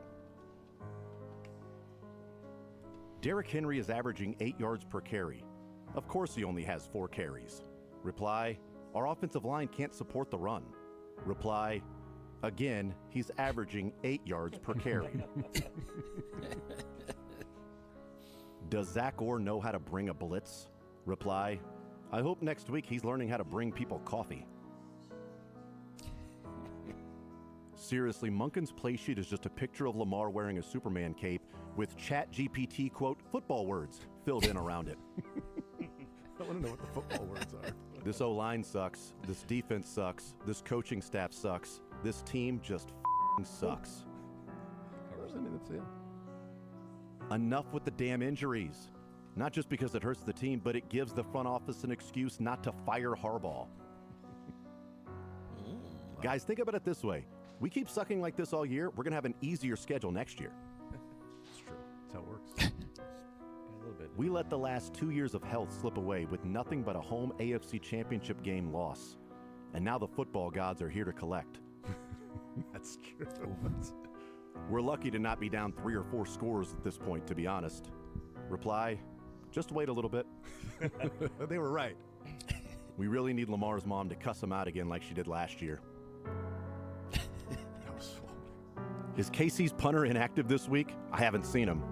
Reply, no, he's holding the ball for extra points. That's good. Time to start chugging Natty Boys until either the game stops or my heart does. Nice pass to the line of scrimmage on 4th and 5. Reply, in all fairness, that was only the third worst 4th down pass of this game. You know it's bad when they're up 3 touchdowns and they keep Mahomes in the game because there's no threat of him even being touched. Maybe playing the Chiefs this week and seeing their coach will help people realize that we're the Eagles and John Harbaugh is Andy Reid. It's time to pull the ripcord. Could be. Wow. Could be. To be fair, outside of Buffalo, and we had them 95% of the game, who should we really be worried about? Reply, you are not typing this with a serious face. No way you've got this much confidence. Reply, well, I'm high as hell. Teams playing the Ravens this year are going to start saving money by not activating their punter on game day. My blame of the game is for myself. I paid over $400 for YouTube TV and Sunday Ticket to watch this Well, at least this clears up my Sunday afternoons this year. They say it's the hope that gets you, which is fantastic news for the rest of the season because I have none left. Man, I hate this team only the way a person who loves this team can. That's a good one, man. How is a 40-25 lead in Buffalo just 3 weeks ago? I feel like I should be telling my grandkids about what life was like back in the day, and I don't have grandkids. Oh, we got out-coached again? Let me guess, we're playing the Chiefs? This entire coaching staff can eat a All of them Me with 10 minutes to go in week 1. This team is unstoppable. Me right now. This team is unwatchable. I love Lamar, but I may never forgive him for being so good they didn't fire Harbaugh. I hate to say this, but I am tired of being the Chiefs' Honest. Yeah, very. And now the runner-up of things Ravens fans said on Reddit. Okay, who put the injury level this year on Chargers? And now the winner of things Ravens fans said on Reddit. Alexa, block literally every single sports talk show for the next month. There we go.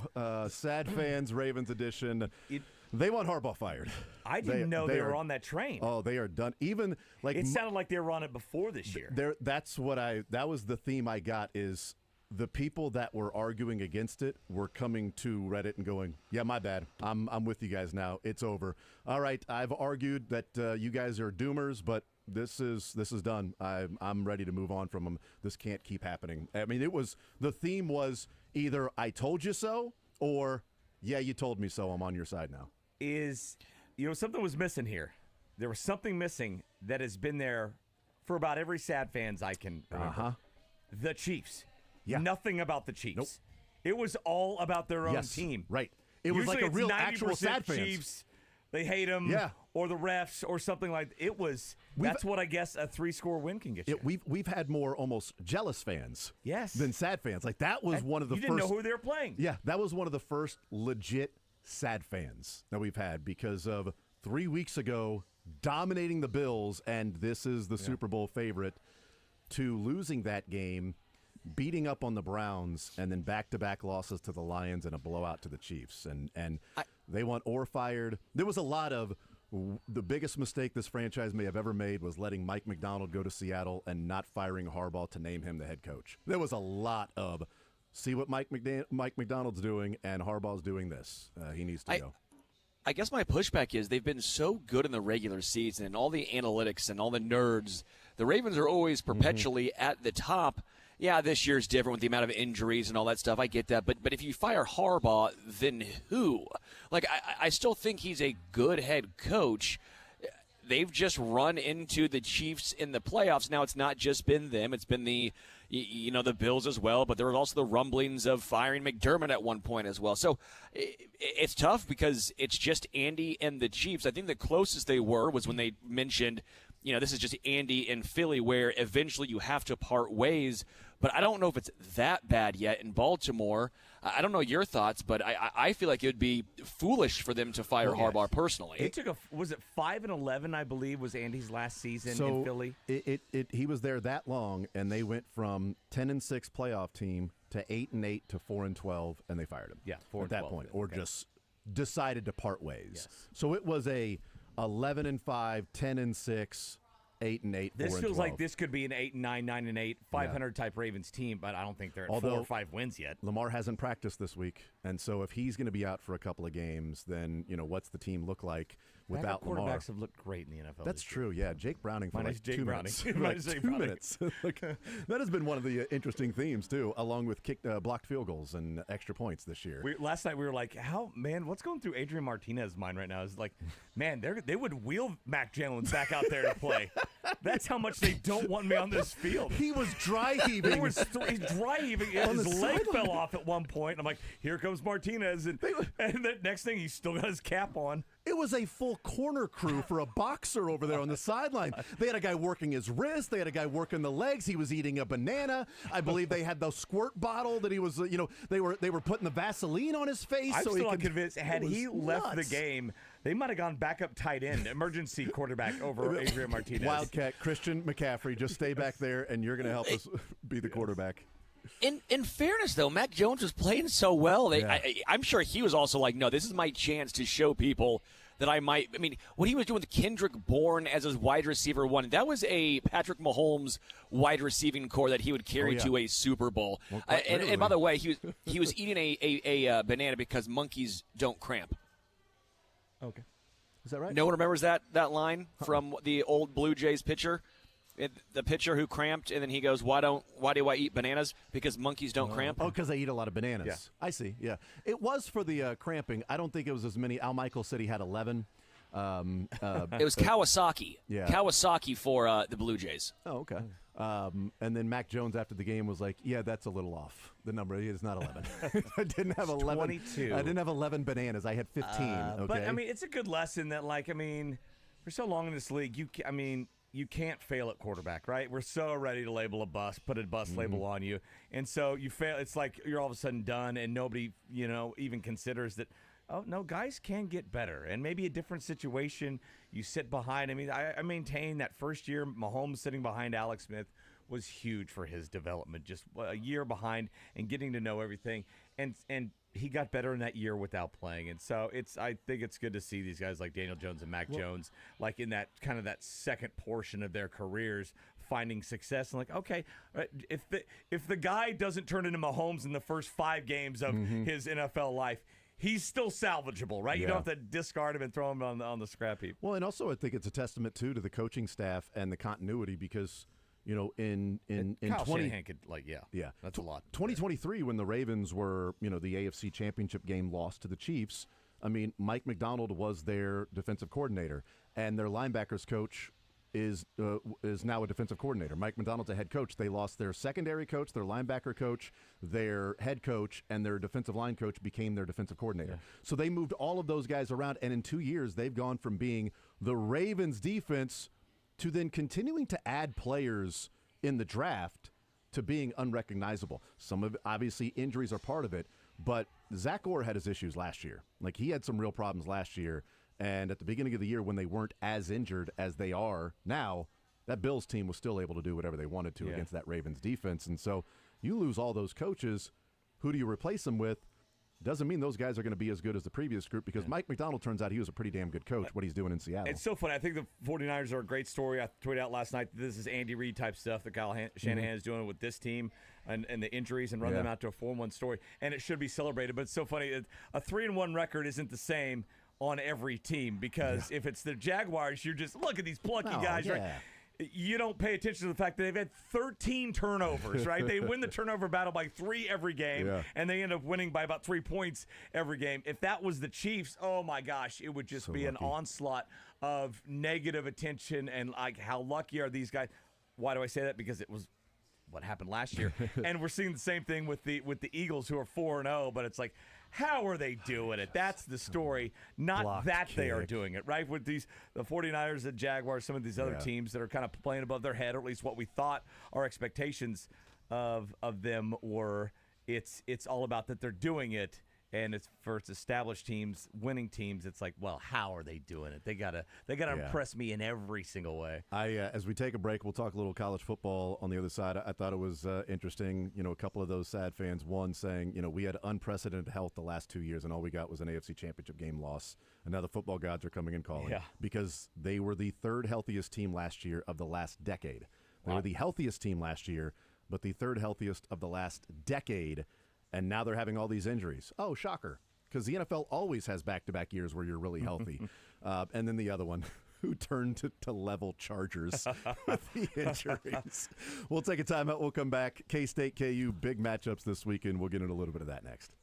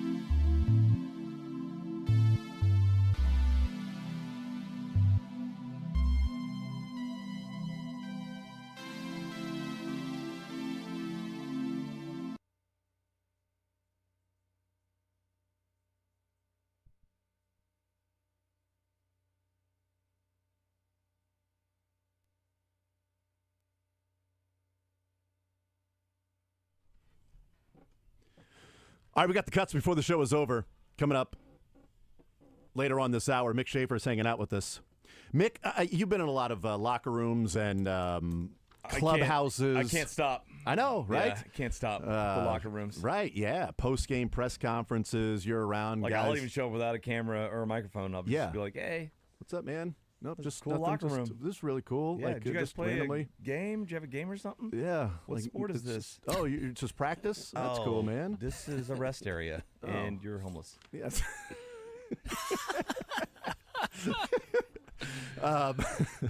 Well, I wanted to get your thoughts on this. You've been in happy locker rooms. You've been in sad locker rooms before.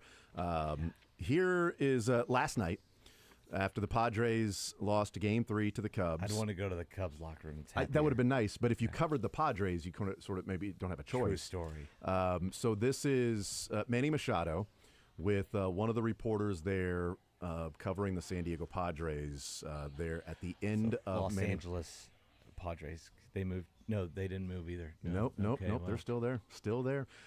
Here's what took place in the clubhouse for the Padres after that game at the end of the Machado press conference. I know it just ended, but how do you assess a season like this?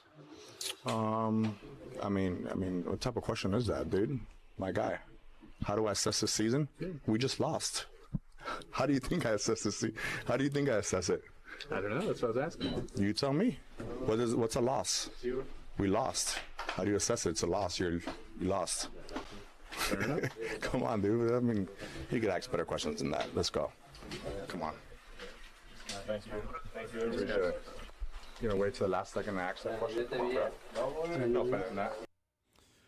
So there's Manny Machado asked a perfectly fine question. Perfectly fine question. Is there no difference between a game and a season? Yeah. How do you assess? Now it's fresh, but also like. Well, why would you ask me that right now? I don't know. I figured the next time I talk to you in spring training, I may not be able to ask you. Wait till the last moment to ask you? Yeah. Well, actually, that would be when you would want to do that. Everybody asked you about specific things in the game. I waited to the end to go, how do you assess the season, even though you guys lose? Perfectly fine question, perfectly timed question. Yes. Yeah. Like, come on, what kind of question? Ask a better. What kind of question is that? A question that you would ask a player overall the season. Yeah. You tell me. Oh, okay. Well, I don't know. Nobody cares what I think. Okay. Well, I thought it was a good season. Yeah, you got to the playoffs. Right. That always. We lost. Okay. Yeah, I know this game, but what about the season as a whole? Yeah. One of that thing. But okay. So, are you going to be available in 2 days from now? I'll ask you that. If you're going to be back in San Diego, can we come to the stadium and talk to you then, and then we can get into the bigger picture of it. But as long as I know that the next time I'm going to talk to you is going to be in spring training, then I may ask some of these questions about the bigger picture. But I'm also going to wait to the end to ask it so that, everybody can get their other questions in. Because it's like you waited to the end to ask that. Well, apparently if he asked it word for word the same question to Bobby Witt Jr. last year. But apparently if he asked it at the beginning, well, that would have been an issue. Because then the whole press conference would have been thrown off, or availability there in the clubhouse would have been thrown off. But I thought you might enjoy that. Yeah, I didn't like Machado's answer, but at least he verbalized it and didn't mime it to him. It's a good call. It's a great call. So he could have been worse. Maybe he should have. Could have been worse. Looking back, maybe he should have. I don't know. I think it's really cool what Shedeur did. I think he should do that every time. I think all the elementary school kids are laughing at that, and that's maybe his wheelhouse or how he acts most of the time. I don't know. Like he's in grade school. I don't understand why some teams were scared off of the distraction of Shedeur Sanders. I'm not sure why. That's This is really out of character from what teams thought he might bring to their team. I apparently landed on a TikTok of a Browns practice too long, and so they're in my algorithm, a lot of Shedeur stuff. And about 100% of the time, it's him going up to guys at practice, asking him to do a little song and dance with him in practice. Like, cool. Weird that nice. Teams didn't want you. Yeah, but it's also hard to have it both ways. Like, you want to be the story and the star, but then you don't want people coming and talking to you when you're the story, and you want to be the star of that, Like, it's also like you don't have to say, well, yeah, I see quarterback player on the league, I can do that. That was your choice to say that. So then to react because you said that, and that got then viewed as like, come on, dude. You're looking at starters around the NFL. You're the third string on the Browns behind Dylan Gabriel, and you're saying you can do all of this stuff that other guys are doing. So then the next time they talk to him, he goes, pantomiming like, well, I'm not going to say anything like that because you guys are going to take it and run with it. Well, then it's easy. Yeah, I mean, there's quarterback play. I've got to worry about myself. Like, I can only control the things that I can control. I mean, I got to pretty easy. I got to Almost keep everybody working. does it. Yeah, and it's like he's not the first son of a famous football player to play in the NFL. In fact, probably a large faction of the NFL are guys that had famous fathers, and even as famous as Dion, and they were fine. It's not. I'm tired of that as an excuse. Yeah. Well, he's just who his dad is. Like, yeah, there's a lot of Mannings out there, right? There's a lot of. Well, so like it's funny that Mahomes typically says the same things that Shadur said the other day. He just actually verbalizes nothing. Yes, yeah. Mahomes answers it, says nothing. Shadur was literally saying nothing. Mahomes has mastered that aspect of his game of, I'm just going to sit here and talk and not actually say anything. Well, he's a true pro, which is... Yes, for sure. I said... go ahead, Sterling. I was going to say, Shadur had nothing to say, but I have something very important to say. Oh, okay. You were All right? You were going to get to this. Okay. I think people are going to dig this. So, again, I'm out here at Our Farm Distilling Co., and we're doing a giveaway. Drake, get the phone lines because we'll do the fourth caller. There's a tour and tasting for 4 guests, okay? A tour and tastings up here, Mound City, Missouri. So if you are the fourth caller, you will win a tour and tasting for 4 guests right here at Our Farm Distilling. You let me know. Don't come to the station until Monday when I can bring this card to you on Monday. But I will have this card for you on Monday. So if you're the fourth caller, congratulations. You will win a tour and tasting for 4 at Our Farm Distilling Co. Just want to make sure that the fourth caller, that's 21 or older.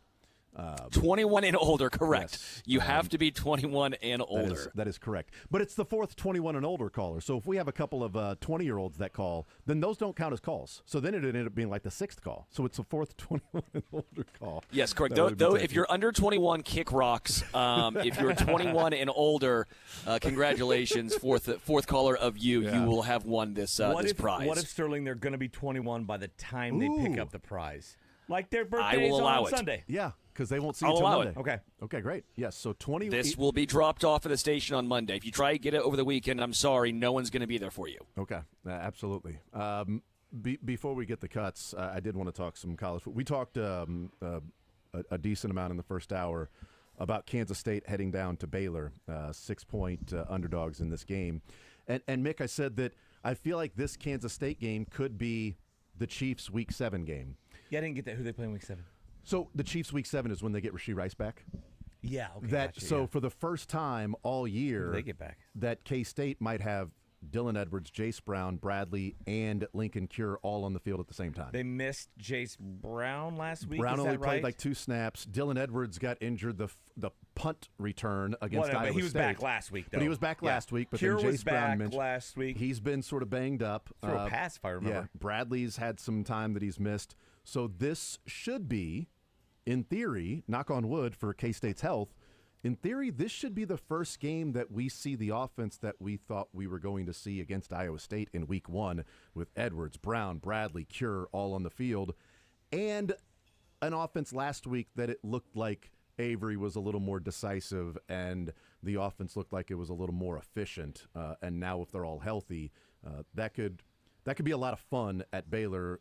Whose They're going to defense need really it struggles. because the Baylor team can score. Robertson leads the country in touchdown passes and yards. In throwing. And, it seems like 40 points is their benchmark, and they get it about every time. So I think it's two of the better teams in the Big 12, but, I mean, one's probably not going to be able to get to the championship game after this because Baylor took a loss to Arizona State as well. So I think it's going to be tough. They need everybody back in this game because I think it's going to be a shootout. And then KU, on the other hand, is UCF. I don't know who their quarterback's going to be. I don't think they do either. Yeah. But, I mean, you had K-State take care of business against UCF last week, beating them by 14. Yes. And KU was coming off a game where there were about 12 chances for them to win that game. That was... It felt like last year. A giveaway, man. Right? It's the first time this year. Yeah, you're right. It's the first time this year that it felt like a loss. I feel like that's maybe. I think Leipold's a heck of a coach, and when I say Leipold, I mean just the staff overall. I feel like that's maybe their biggest Achilles heel right now is putting games away, figuring out a way to steer home a victory.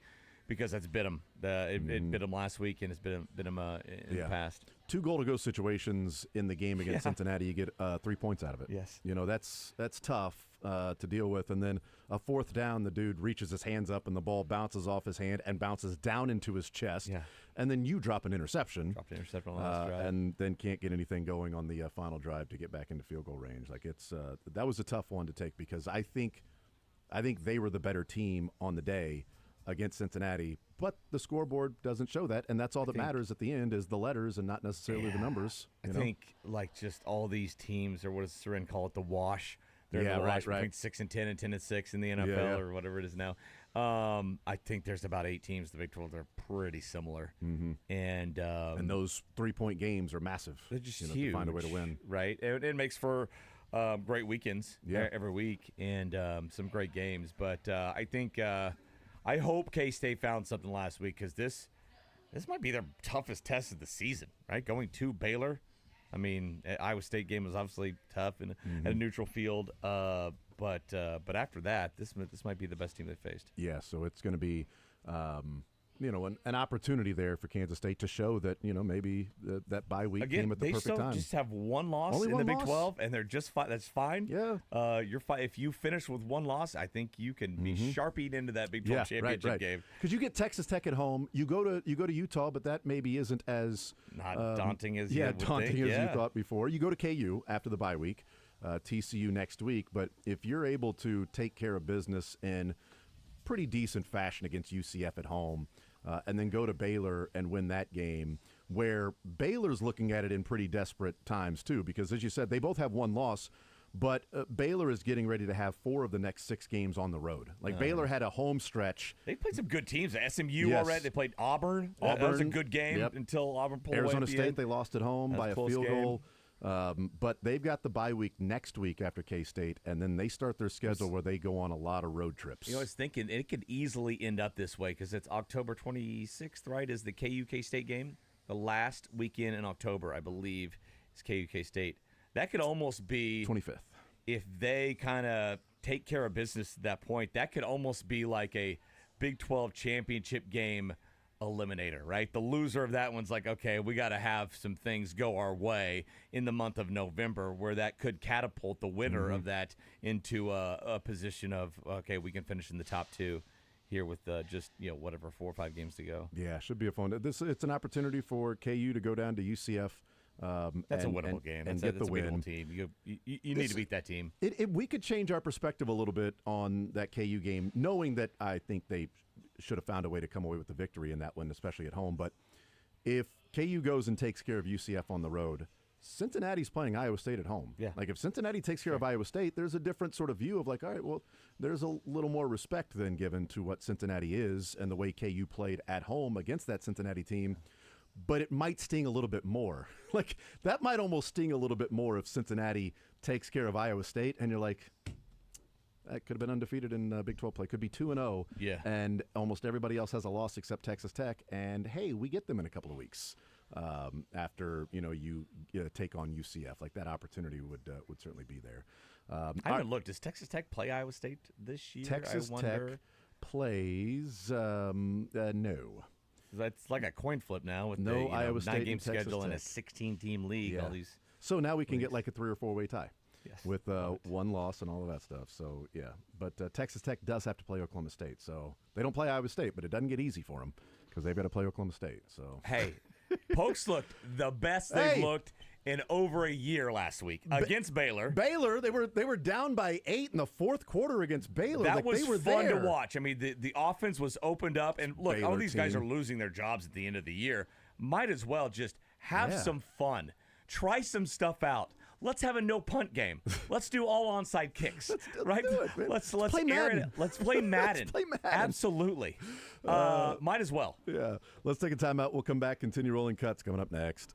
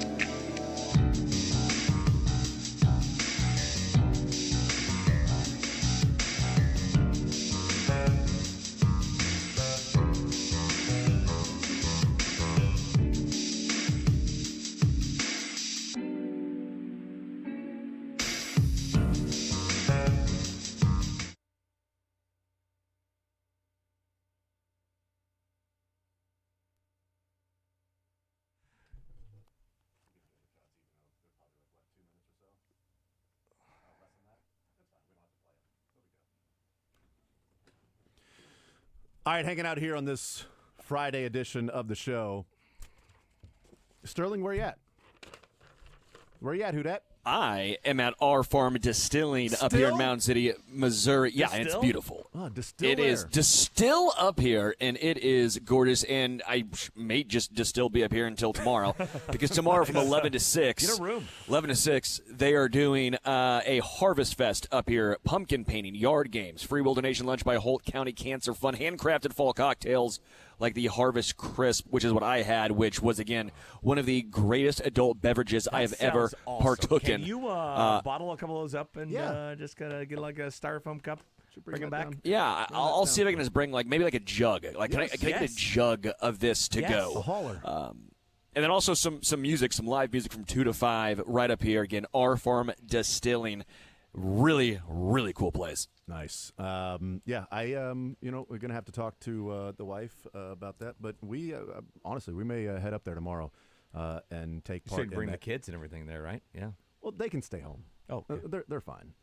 We'll just give them we'll just chain them up in the backyard. You know, there'll be room for them to run and dig and stuff like water? that. Yeah. So we'll put a bowl of water out there and some food for them, and they'll be fine. We won't be gone long. You know what I mean? No. It's totally fine. People overreact to when we do that. Like it's like, how about pay attention to your own place? Okay.